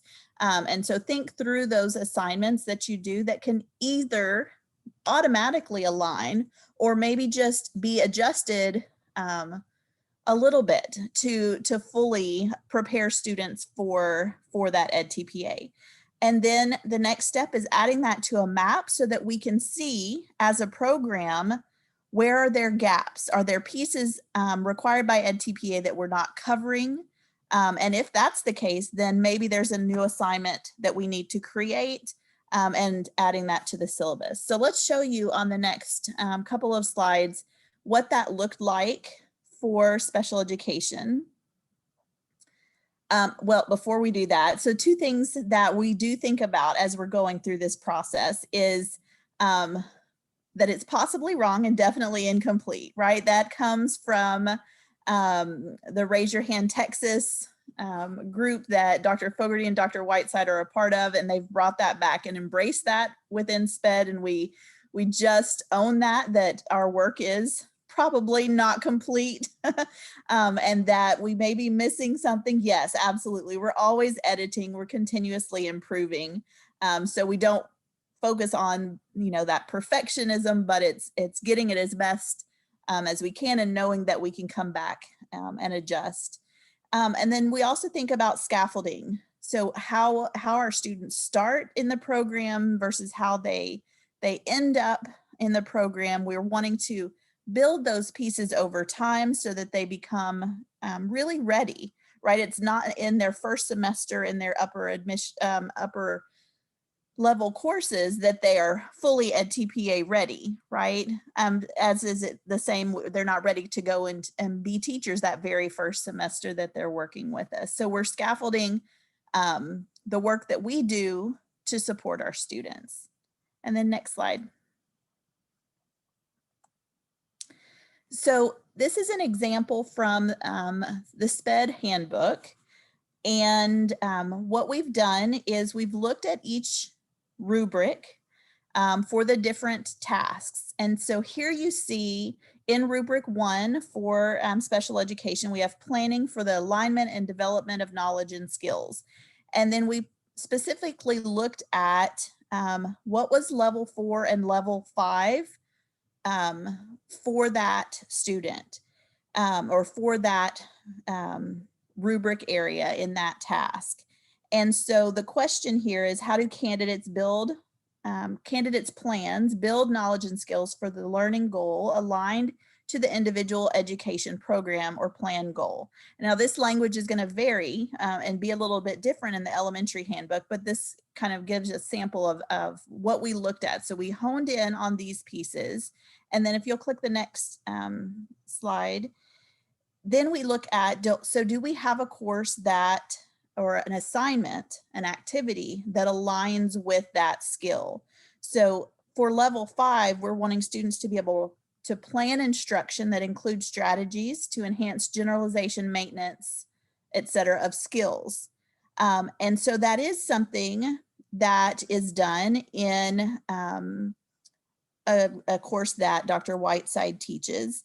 And so she, included there in SPED 310, the intro to the individualization, that portion of the class aligns well with this. And then a little bit about the assignment or task or activity that students are doing. You can see over to the right that that particular class, SPED 310, aligns with a whole lot of the rubrics. But here, this was meant to just say, okay, with rubric 1, yes, what we're doing in that course maps to edTPA. And then if you go to the next slide, please. So that was one line out of mapping across all of our semesters, right? So in the green section, you'll see task 1, 2, and 3 of the special education handbook. So planning, instruction, and then assessment. Note that this is our Band-Aid process, right? So this is our temporary as we complete our full curriculum redesign process. But you'll see the different stages in our program, the different semesters as students move on to clinical teaching. You'll see the different classes that are required within those programs, who's teaching it, what are the course content areas that relate. And so this was done piece by piece. So Dr. Whiteside went in and added in her pieces. I went in and added in my pieces for the transition class, and Dr. Fogarty did for hers, because the instructors of those courses have the good knowledge about what they're doing in their courses. And when we look at the rubrics, at the different tasks, we're able to make those alignments. And then next slide, please. Another way to look at this is to not looking by courses, but instead looking by the different task areas. So here we have task 1, 2, and 3 lined out with all of the different rubrics listed. And we can see, for example, rubric 2 is covered again and again across courses, but some of our rubric areas maybe aren't hit on quite as much. For example, rubric 10 may be something that we want to see, is that do we need to add in a new assignment or cover that somewhere else? Or maybe rubric 13, there's not quite as much coverage there. And so here we mapped across the tasks, and that then leads us to thinking about, is there anything more we need to do, or do we feel like students are getting really well prepared for edTPA? Next slide. And I'll turn it back to Dr. Whiteside. Yes. So once we did that mapping and we just kind of released it to each professor, as Dr. Montague said, to plug in what they do and connect to each of those rubrics. We then looked at how we adapted assignments within each of these courses. And so we're going to show you a couple examples. Starting with how we introduced edTPA. I think before the break, I saw some concerns about how do we orient the students. So I'm going to talk about how we did that and the very first class that they take within our program. Then we're going to look at a couple different examples of how we connect the different task pieces within classes. And then we're going to wrap up our SPED portion with the coaching protocol. And so how we're making these connections within their practicum placements. Yes, even during COVID. And then we'll hand it over to Bilingual to talk about some ways that they've adapted as well. And I'm monitoring the chat box. I did a lot of online teaching, so I'm pretty good at keeping an eye on that. So if you have any questions as we go, feel free to just turn on your mic or type in the chat. So the first one I'm going to talk about is how we introduced edTPA. So in the first couple weeks of their very first class that they took with me, and it's their first course of the 4-course sequence. So what we generally call clinical 1, right? We have asynchronous Friday activities each week. And so I took 1 week to say, embed yourself in these edTPA resources. So during class that week before we got here, I talked about edTPA. I let them know it was a portfolio-based assessment, but I said, I want you to familiarize yourself with these resources.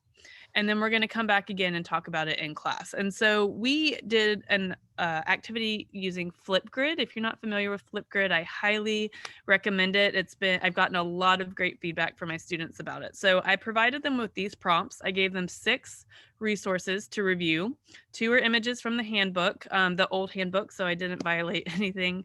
And then 4 that are from the edTPA website, and they're pretty brief. Some are videos, but I specifically selected items that I thought would help target student buy-in because edTPA is very overwhelming. It is very scary to look at. And so I tried to target resources to help them understand what it was and then understand why it's a good thing. Why is this better than the current tests that they take to help them kind of start to engage there. So they reviewed these resources, they reflect on them, and then I gave them some question prompts in the Flipgrid assessment. So they went to the Flipgrid and their assignments, I'm down here on the right here. This is a screenshot from that. So I asked them to tell me, after reviewing these resources, in a nutshell, what is edTPA? So they learned about it, and then they kind of had to come back and tell me, what is edTPA? I asked them to identify potential advantages of a portfolio-based assessment over an exam-based assessment. So are these leading questions? Are they guiding questions? Yes, they certainly are, but trying to get them to focus on, yes, this is overwhelming, but what are the benefits?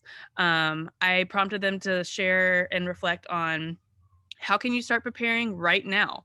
You don't have to wait until your clinical teaching semester. What are you doing right now based on what you learned that can help you start preparing? And then finally, are there any burning questions you have? This image here on the left is one of the images that I showed them. And then these are 2 of the links that I shared with them, 2 of the 6 resources. So this first, again, edTPA website, and it's an overview of what edTPA is, how it was developed, where it came from, things like that. It also has the goals, the outcomes, etc. This is another one. So I really liked this one. This is one of the videos that I asked them to do. I believe I asked them to watch the takeaways from the edTPA experience. And so these are students, I believe they're students in New York who, it's a kind of a panel where they talk about what did they take away. And these are now teachers who got certified through edTPA, and they said what they are connecting in their classrooms and how edTPA helped them connect. I believe I also asked them to watch the advice for candidates preparing for edTPA. So to hear from some people who actually took it, again, supporting that buy-in. So these were 3 of the 6 resources that I shared with them that I asked them to engage with before they did edTPA. Or excuse me, before they did this Flipgrid. I then watched all those Flipgrids over the weekend, and I particularly noted the burning questions that they had, which I will then come back to in just a moment. But I will say most of their burning questions were, I'm feeling really overwhelmed, so I'm not sure if I have any questions right now, but I probably will in the future, is what most of them shared. So that was 1 week's assignment. The next week, I had them do an activity to help them start preparing for edTPA, which I then connected to for the rest of the time that they are in any of my classes. So I had them create what we called an edTPA toolbox. And I provided them with an example, and this is my example of my edTPA toolbox. And I told them to create something to help you organize all of the resources that you'll have for the rest of your time in our program that you can then just drop. Go ahead and set up that organization. So as we're touching on things in your other classes, you can say, ooh, that'll really help me with planning. Let me drop it into that planning box. Oh, that'll really help me with assessment. That's a good tool. Maybe I want to use that data sheet when I'm doing edTPA. Drop it in the box. And then helpful links. Many of them just made exactly what I made, which was fine, but I encouraged them to individualize it. So I told them, look at the rubrics on this old handbook, and you'll see I noted this is the outdated handbook. What you'll do might change slightly, but it does not change very much. Look at the things that might be intimidating. You're going to be a pro. Again, I know this is overwhelming, but you're just starting your program. So you're going to be a pro at all of these things by the end. And then think about what you might need to prepare. So then they created their own toolbox and they sent me a screenshot of it. I encouraged them to put that old handbook in there and to create a list of helpful links that they can go back to re-access. And the purpose of this was that so when they get to clinical teaching or they're, wrapping up their clinical 3 semester, they don't stop and go, wait, what did I use? Where is that resource? I know we talked about that at some point, but I have no idea where it is in my computer, a year and a half later. And so and then throughout the semester, I'd say, was there anything from today that you want to drop in your toolbox? You're getting feedback on this writing paper. You might want to drop that in your toolbox. And so I referenced the toolbox throughout the semester.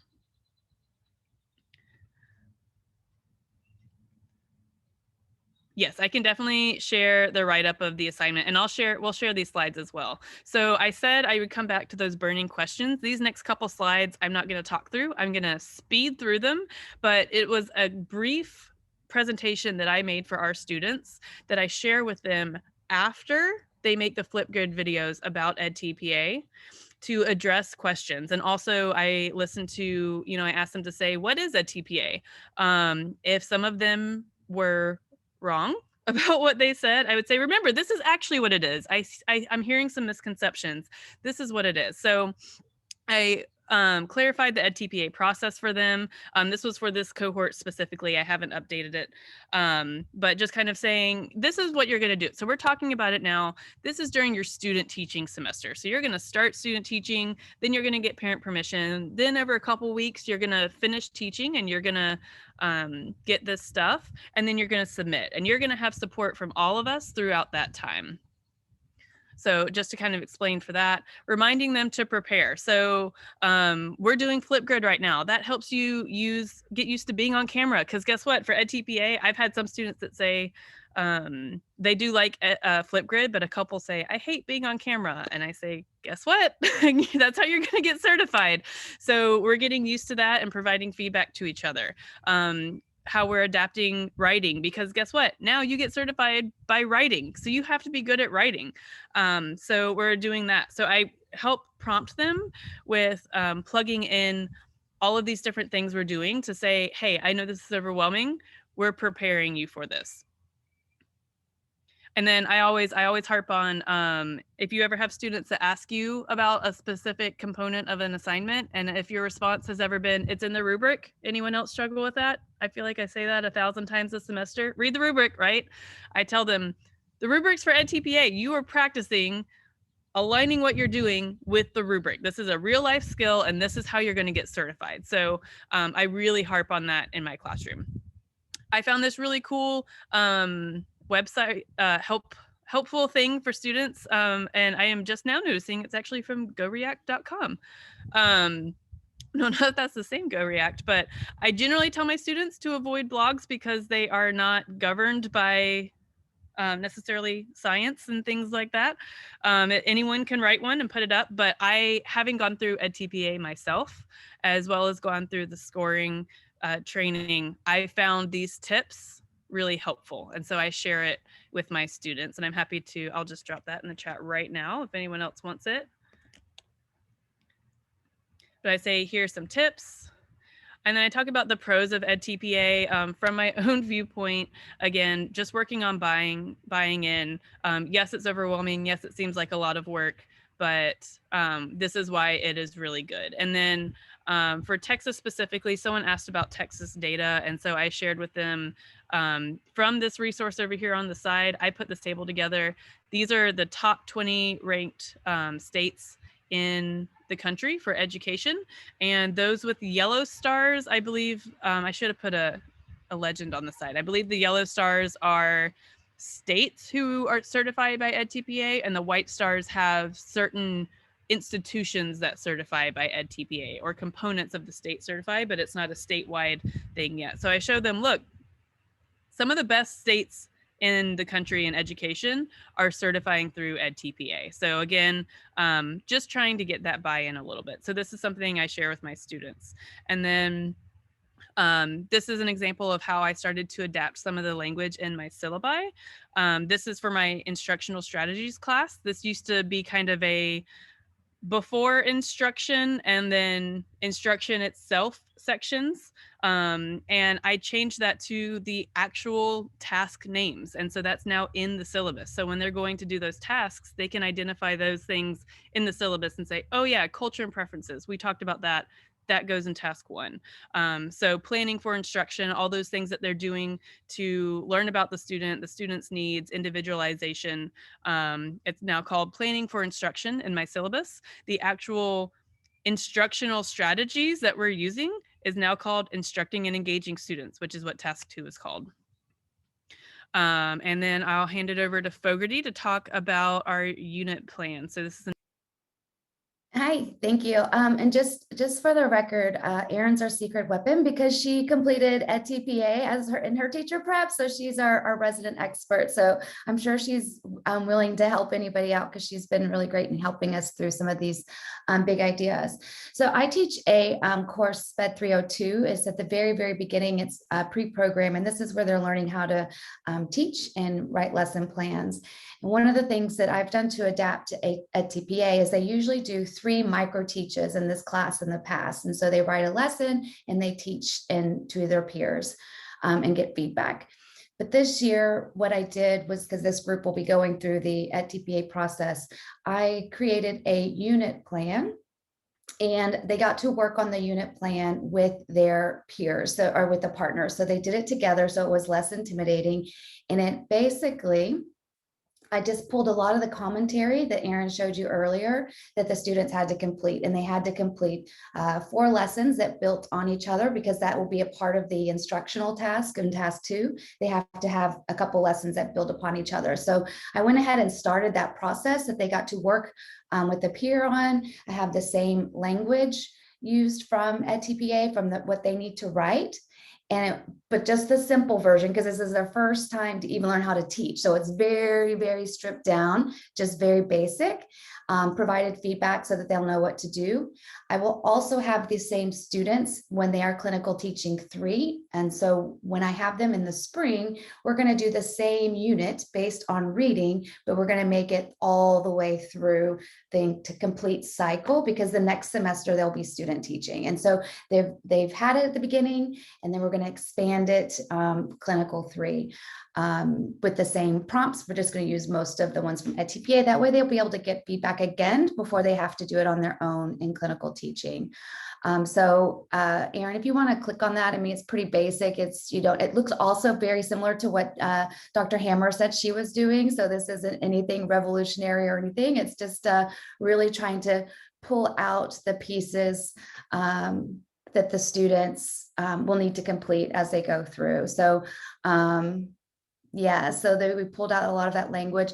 I built this brainstorming and planning so that they can start to think about what they need to plan as a teacher.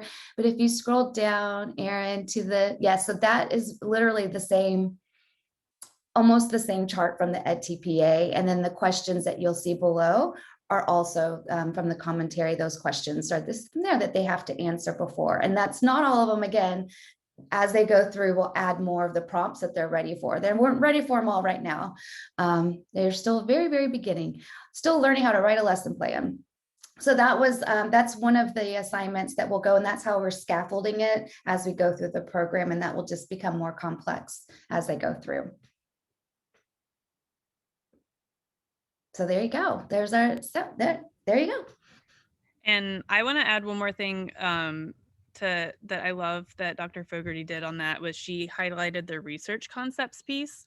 I think that's something that our students often forget to tag, because edTPA it's a lesson plan, but it's also kind of a research paper. And one of the ways you get those 4s and 5s is by explicitly connecting to theory and research concepts. And that's something I'm really focusing on in some of the papers they're writing. As I say, you have to cite this, you have to do this in edTPA. So I just wanted to commend Dr. Fogarty on including that there. Thanks. This is another example of how we started integrating some of the tasks and connecting it with commentary. So this is an example from the instruction commentary. So that's task 3 for special education. Some of that specific language in task 2 is describe how your instruction linked the focused learner's prior learning and personal, family, culture, etc. Describe the strategies you use to move the focused learner toward independently initiating or maintaining. So in our low incidence disability class, we incorporated this semester a lesson plan that writes a lesson plan based on an IEP goal that they, so I teach both low incidence disability and their assessment class. In assessment, they write a full IEP of a case study student. And then in this class, we connect the classes by having them then take an IEP goal from the IEP they wrote and develop a lesson plan, and they have to complete, this is just a small piece of that lesson plan, but they have to align it to the TEKS and then tell me how that goal supports and connects to the TEKS. What's the objective? What are the prerequisite skills? So how is that connects to their prior learning?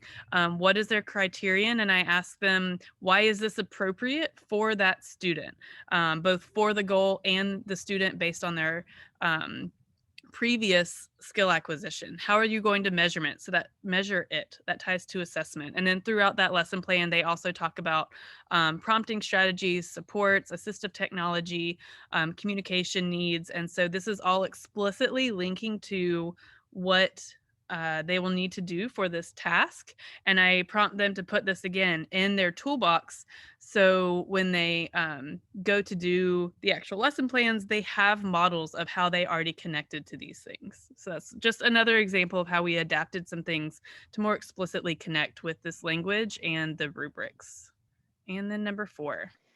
Okay, this is our last example, and this is an ongoing project. So with Raise Your Hand Texas, I know a lot of us end up doing a lot of work with Raise Your Hand for various projects. And one of the things that we've been working on, gosh, Erin, for about a year now, is developing a coaching protocol. And so we started this in the fall, because again, we were trying to embed a way for, we already do a lot of this great work. Everybody's already having students be observed and then reflect. And so what we tried to do is just be a little bit more intentional about some of the language that we're using when we're asking the reflection questions, because we wanted to make sure our students can answer the questions on the edTPA, but we wanted to make sure that they were prepared for the language. I think somebody mentioned earlier, I think Julie mentioned about adapting to the edTPA talk. So they could talk, they just need to make sure that we just need to link it for them. And so our coaching protocol pulls some of the language from the edTPA after they teach so that they can get used to saying it. So when they get to the point where they have to write it, it will be not a big deal for them. So again, we have a scaffolded approach. We've been piloting this. If you're doing your work with the PDSAs, you know what that means. We do PDSA cycles all the time. I think we're on cycle 5 or 6 at this point, but we started with working on it in class. So Dr. Whiteside was using it in her class where the students were teaching there. I used it this semester in that same group that's micro teaching. So after they taught they did their micro teach, they reflected with some of the questions. Again, they're not ready for them all, and it's very basic. But these students will go through our program and have the opportunity to practice with these questions with the mentor or their supervisor as they go through so that they can just talk. So this is one of the things that we're working in. A couple of the other universities with Raise Your Hand are also doing some of the same work. So we get to bounce back ideas on how this works with other programs across the state. So these are just a couple of our things that we have some non-negotiables that students need to complete. But then when we go through, we go to the part where those are just some. So if you see here, we have the questions that are like early in the program and then their first field-based experience. And so we have it, so you would be able to decide which question do you have to ask. But this is really pulled from, the language is pulled from edTPA. So describe how you provided a positive learning environment. It's okay, go ahead. And then this was first field-based. How you go, you get to choose the mentor, teacher, or faculty member would choose one of the following questions. They could just type in some responses. One of the things we're testing, that we tested this spring with the PDSA is it better for the students to write their responses, or is it better for them to say the responses? So that's part of the research project we're working on. Let's see. Yeah. So how did you link students' prior knowledge, explain your material? So these are just, again, some of the questions that come from the commentary, but we just want them exposed into practice. They can already do these things for most of us and most of our programs at the end.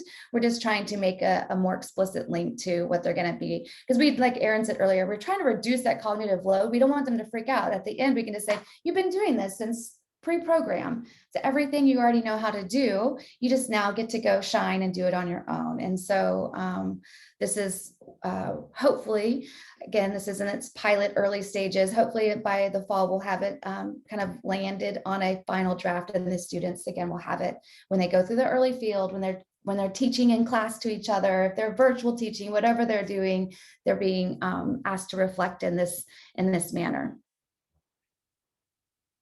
So I think that was it. Is one of the things that we're also piloting with our this coaching protocol is the idea of the mentor teacher. We always give feedback on their teaching and some things that they can work on and how to improve.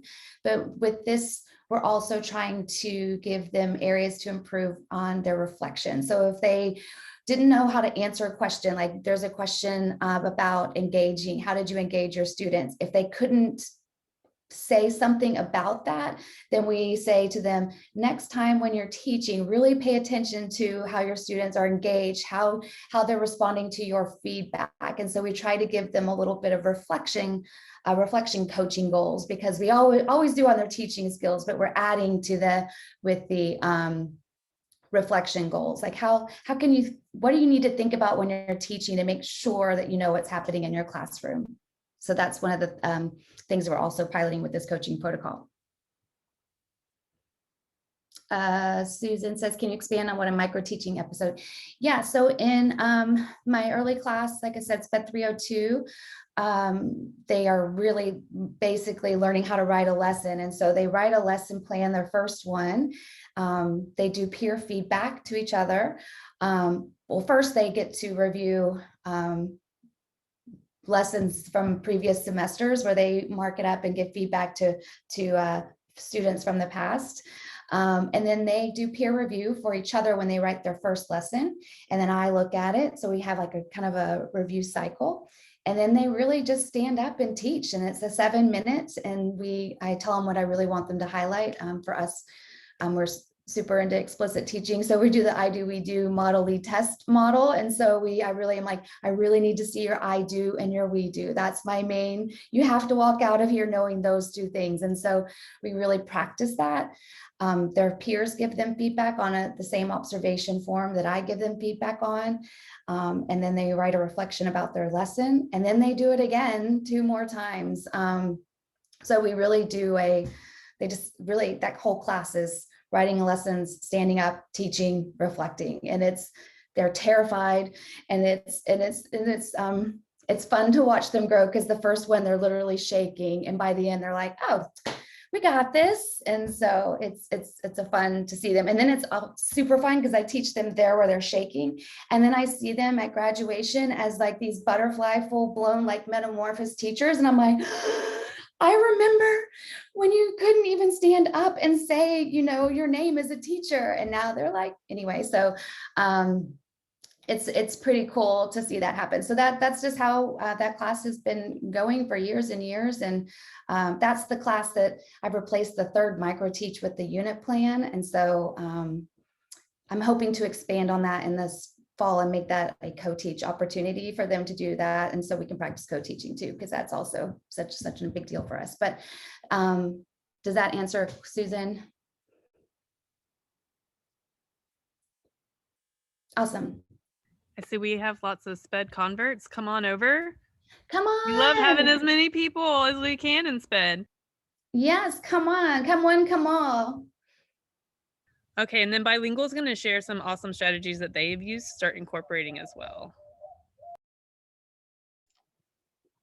Okay, do you want to man the slides, and would that be fine? Or do you want to hand me the hosting? Whichever you prefer. Okay, I think you can man them, so I will look on over here, make sure we're on track. Okay, so slide 37, so a little further back.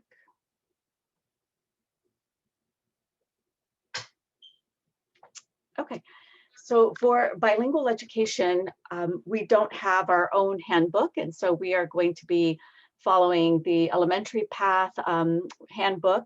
There is one in existence that's called English as an Additional Language, but that has not been adopted by Texas.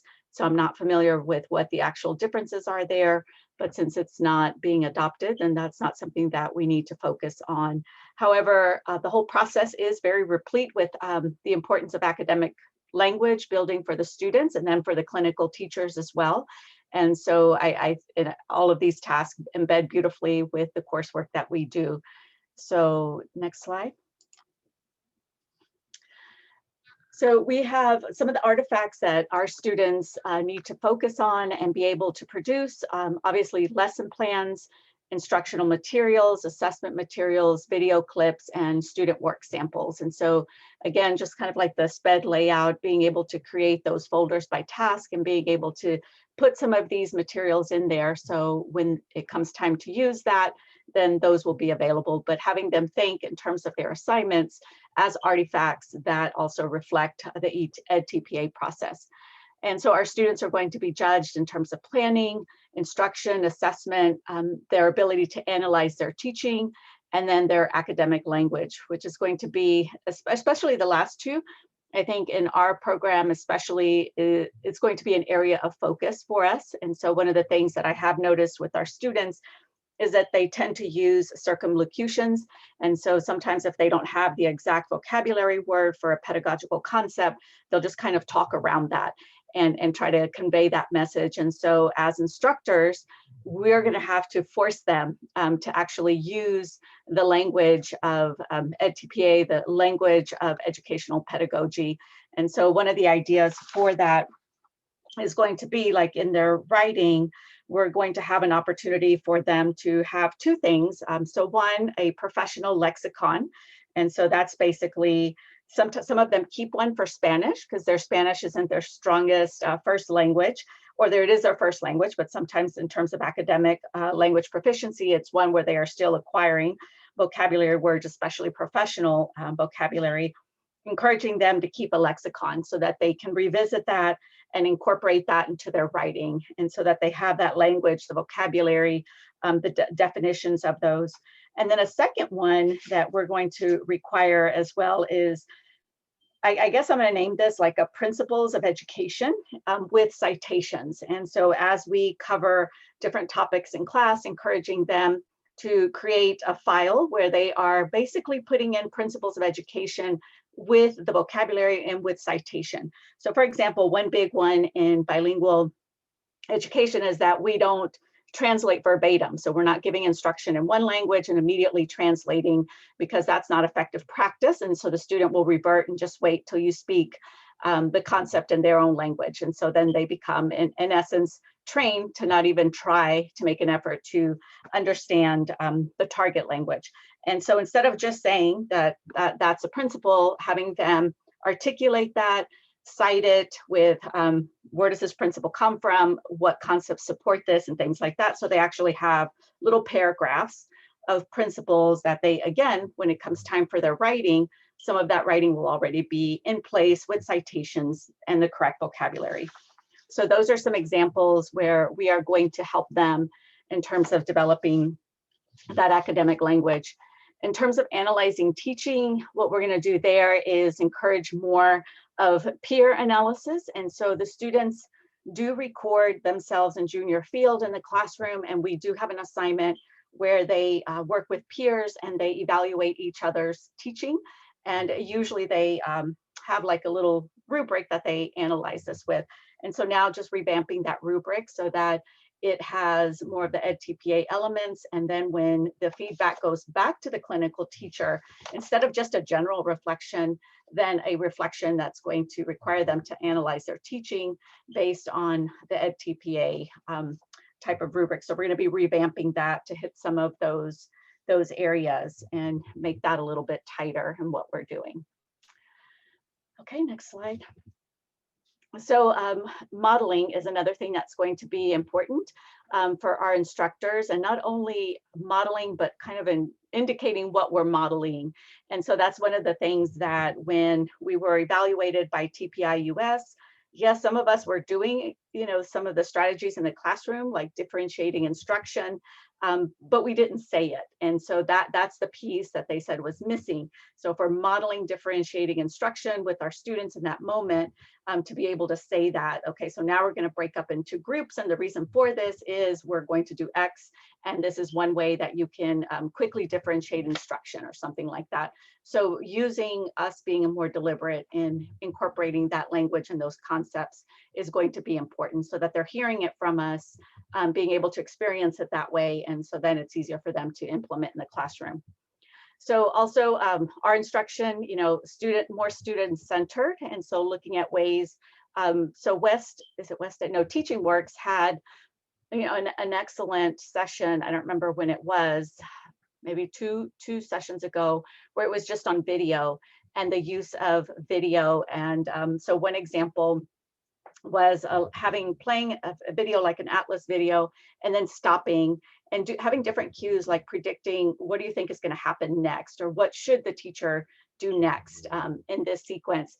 And so just a lot more opportunities to really center on the student videos, but then when there aren't access, or to enrich that experience, other videos, and allowing more discussion among them is going to be important, and more feedback on the experiences that they're having in the field, bringing in order to bridge our theory to practice, which is something that we're doing with the Raise Your Hand Texas initiative. Okay, bring in samples from the field, either in a lesson that you delivered or something that you are doing, co-teaching with your mentor teacher, and then being able to create opportunities for learning around that. So a little bit more of that. So like one of those examples in my literacy class is they'll bring in some writing pieces, and then we'll have like a gallery walk where we spread out the student work, and they'll have a rubric to go and analyze specific things that we're asking them to look for. So those are kind of examples of bringing in that student-centered teaching. Giving meaningful feedback, and so just being more elaborate with that. One of the things that I've been playing with and might be helpful to you is the Otter app, OTTR. Maybe there's an E in it, OTTER or OTTR. And so it's a voice app, and there is an educational discount if you use your tamu.edu email address. And so giving feedback, if it's not one-on-one, that's challenging to do because of time constraints, but typing up a bunch of feedback is also challenging. And so I've been experimenting with the app, and you just put your headphones on or whatever and just start speaking, and it will record your text as you're speaking. So it'll transcribe, and then it'll have your voice, and then you can just enable the link and then send that to the student for feedback. So I've even been doing that for long emails instead of just composing a long email.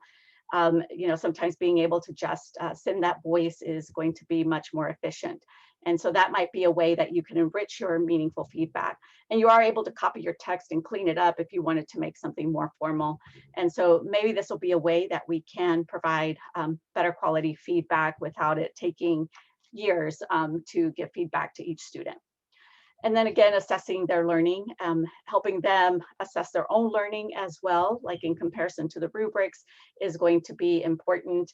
One of the things that I did last semester that now I'll be changing over, or in previous semesters, to reflect more edTPA is at the end of class, as part of the checkout process, we would look at, okay, what competency out of the bilingual competencies, for example, do you feel that we really addressed in class today? You know, what stood out to you? And so students will have to navigate through the competencies and be able to speak which one and why and what it means and what particularly did we do in class that satisfied that competency. And so now we can kind of implement those same things, but now looking at the edTPA tasks and sub-rubrics as well. So those will be ways that if you are looking for ways to model this in your classroom might be helpful there. Okay, next slide. So focusing on knowledge of students. And so here with edTPA, and this is something that we also believe in bilingual education. And so it's nice to see that reaffirmed, but getting to know the students better. And so that's going to be something that they're required to do. And they're going to be required to do it as a whole. So my students will have to know their student at an individual level, and then kind of a general census of the whole class. And so, you know, for example, any classification are they that the student might have, also their cultural resources, background, their linguistic background, and understanding of the program model that they're in and have come from, and the curricula. And so that's big too, because I don't know that we've ever taken a lot of time to add that piece in. And so sometimes we assume that students have been, you know, in a bilingual setting or in a dual language setting, but really asking the questions of what was it like last year for this child? Like, were they really in a bilingual setting, or was there a teacher who preferred to teach all in Spanish and therefore all instruction was in Spanish and very little in English, or vice versa? And so really understanding what, not just the name of the program model, but really what was behind that model, because that's going to inform, you know, where the student is and what needs to be happening. So the other opportunity areas there. Okay, next slide. Okay, and so one of the things that we've adapted for the edTPA is an assignment that we do with the clinical teachers. And this is derived from like the ELPS, English Language Proficiency Charts. And we've adapted it in our classes to reflect English proficiency and then Spanish proficiency. So it's looking at the 4 literacy domains: listening, speaking, reading, and writing. And then where are my students in terms of beginning, intermediate, advanced, high. And we tell the students that you can acquire this data very formally. So looking at TELPAS scores or some kind of curriculum-based assessment, you can observe the students and make your own determination about where each student, okay, so where is Sarah, where is Juan, where is Maria in terms of all of these. You can meet one-on-one with your mentor teachers and map out your classroom that way. And so this is something that's going to help with the task of getting to know your individual child, student, and then also knowing the classroom as a whole. So I really like the visual because you can map it out and students can speak in terms of, 80% of my students are at a intermediate reading level. Therefore, in my lesson plan, I'm comfortable, doing this, but I have 20 that are still at the beginning. And so for them, 20%. So for them, this is the adjustment that I'm going to make, or this is the enrichment I'm going to have to make for those, whatever 10% that are advanced. And so what we do is we encourage the students to fill this out at the beginning of the year. We kind of give them the leeway in terms of how they want to collect the data, but then to have this available whenever they're planning lessons so that it gives that nice map. And they do this pre and post. And so they can, since it's confidential, they're not going to share it with anyone. When they turn it into me, they can just black out names or they just put initials. But for them, I actually want them to write the student's name in there. And then they do this pre, and then they do this again at the end of the semester, map out their students, and then they have some questions. So next slide. So for the pre-chart, so this is the one they do at the beginning, we ask them questions such as this. How did you collect the information that you needed to determine the levels of proficiency of your students, both in English, both in Spanish? This can be used for anything. So like in the math rubrics, it's very specific. We want you to know the whole class. We want you to know the individual student. So instead of the 4 literacy domains, then you can put, pretty much any concept and map out students. Second, how do you synthesize the group data that you have in your respective charts? What patterns do you see? What strengths and weaknesses, opportunities do you see? So they synthesize that information, like, what am I seeing here? And in terms of expressive and receptive, is it matching up? Is it what I expect for a 3rd grade classroom? Is it what I expect for this type of program model that they're in, et cetera? So the next question, what must you be mindful of as you teach this semester, given the charts that you have before you? And then create a differentiation and development plan for each student. Something very simple. Again, in clinical, it would be more sophisticated, junior field, something bulleted form of, I need to make sure that with Juan, I provide L2 clarifications whenever I get a chance. Or for Susana, I need to make sure that I incorporate more visuals. So something very bulleted and simple at the lower levels is fine. Okay, next one. And then for the post at the end of the semester, how often did you use the charts while you were planning on a scale from 0, not at all, to 5 all the time? Synthesizing the group data. So what patterns do you see? What's emerged from pre to post? That's the 3rd question. And then for whole group, assuming you are going to continue teaching these same students, what would you stop doing, start doing, and keep doing if they were going to loop up with the students to the next grade, or if this is the fall semester and they're going to continue in the spring, assuming what still needs to happen. And then for individual students, the same question. So they have their little profile on each of the students. What would you start doing, stop doing, and keep doing there to kind of encourage them to analyze at a deeper level. Okay, next slide. Let's see. So there are multiple ways to expand. So lesson planning, differentiation, reflection on a class as a whole. More importantly, the analysis of student performance and where they are. And then there's opportunities to collaborate with colleagues to improve planning, instruction, differentiation, assessment, language development by using this tool. So it's going to be something that can be used for all of those bullet points there, and not only for bilingual or ESL, but also really any subject area as well. Okay, next slide. And so here, I'm still figuring this out. I'm not sure. I read somewhere that our videos, and this is only relevant to bilingual, can be submitted in Spanish, but that all materials must be translated, worksheets like if they are in Spanish, and obviously the reflection will be in English. I still haven't had an answer on the video part, but I will make sure I have that answer pretty soon.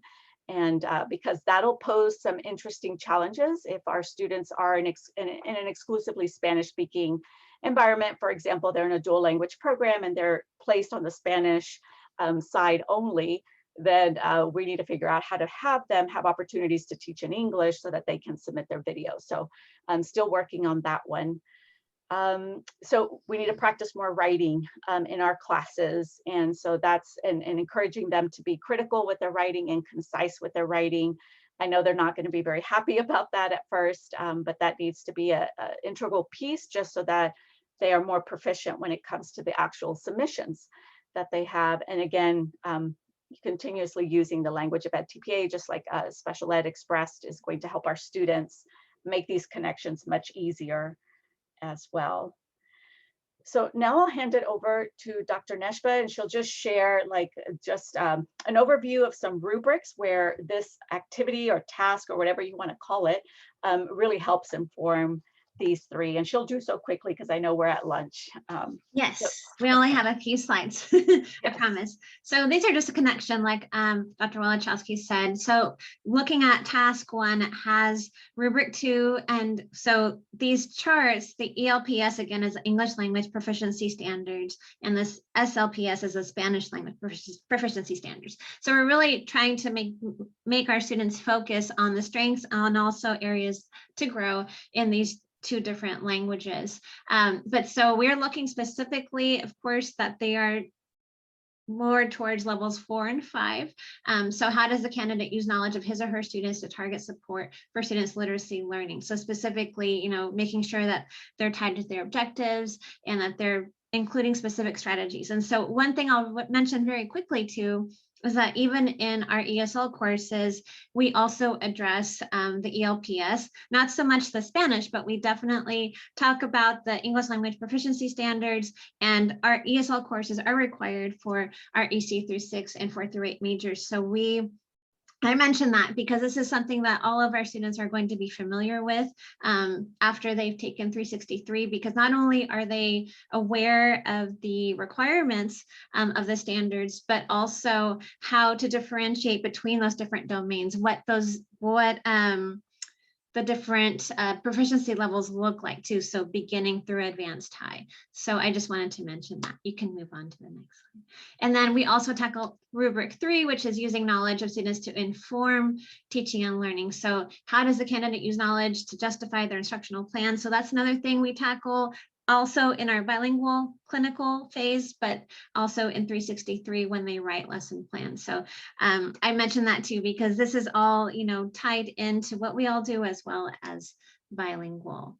And then of course, levels 4 and 5 is again what we're looking at, but in their lesson plans, they're definitely connecting to the ALPS. But one thing that I am focusing on during the redesign is making sure in their commentary that they are talking about how it makes connections to theory. They do this in their research paper for 362, which is writing intensive, but I haven't really made that a requirement for 363. So that's something definitely that they will work on. And next one. Thank you. And then rubric 4 is identifying and supporting language demands. So this is a big one that we tackle both bilingual and also in ESL. So again, we're looking to make sure that they are looking at the functions of language and vocabulary. But again, one thing that I'm really trying to focus on too is that they're also explaining how they're doing this in their commentary as well. So, and I hope I didn't go by too quickly. But the very last slide is basically kind of a revisit to, I don't know if everybody heard this when they were writing their dissertations, but it's that last conclusion piece is tell them what you told them. But so this is what this is. So the whole, point of what we're doing is to make sure that, we kind of touch on these benefits of edTPA, and, we're making sure that we're incorporating the language of edTPA into what we're doing, and that we're embedding this across our disciplines in our courses. And Erin, did you want to add anything to this? Because I think you created this slide. Yeah, no, that's just exactly what I was going to say, is that throughout all the things that we're doing, these are our 3 main focuses to help any of the discussions we have, just kind of coming back to emphasizing to the students those benefits, and then these other pieces, as you said. So that is what we did. I know it was a lot. And again, I'm sorry. I feel like I especially was long-winded. So I'm sorry, bilingual, for causing you to rush. But I think seeing those rubrics The full rubrics was really helpful for anyone who may not have seen them and see how it levels up in that scaffolding. So we'll share this presentation. I apologize for dipping into your lunch. And if you have any questions, we'll be around. Just let us know. Not a problem. And can we get just like a quick little round of applause for our EPSI colleagues? That was a great presentation. I think it'll be really helpful this afternoon. And I hope it shows everybody, you know, I don't want to scare you or anything, but there is a lot of thought and intention that has to go into this curriculum mapping. And so I hope that you'll feel a little refreshed after lunch so we can try and tackle some of this work. I'm going to just briefly show you. So this afternoon, I'm going to show you again. This is our schedule. So we're going to have lunch until 1. We have a Go React training at 1 o'clock. And I'm not leading that. That's somebody from the Go React team who's leading that. And then we're going to be doing our curriculum mapping work from 2 to 4. So we'll be working on tasks 1 and 2, have a break, and then 3 and 4. And then going into lunch, I'm gonna go over this when we're ready after our Go React training, but I do want to just direct your attention briefly to this resources slide. So this presentation is accessible in our Google Drive under the May 2021 Bootcamp folder in May 13. Okay, so it's that right there. You don't have to access it that way. If you want, you can just go to the Bootcamp folder and click resources. And this is going to bring up the handbook, which is really want to direct your attention to. During lunch, if at all possible, we would really love for people to briefly skim the commentary documents in the elementary edTPA handbook. This is really going to help guide our discussion and our work for the afternoon, because we think it's really important that everybody has a sense of what students are asked to do, and so we can embed those things, like we can figure out where they're getting embedded into classes a little bit easier. So I've put all of the pages here. You can either go to this presentation and click that link, which will send you to the handbook, or you can go to the drive and it's right there in the resources folder. It's this handbook right here, and then I have the pages all listed. So that's what I'm asking you to do during your lunch break, in addition to eating and taking a break. If you get a chance, I would love to know just where you are on a scale of 1 to 5, your confidence level for integrating these tasks into your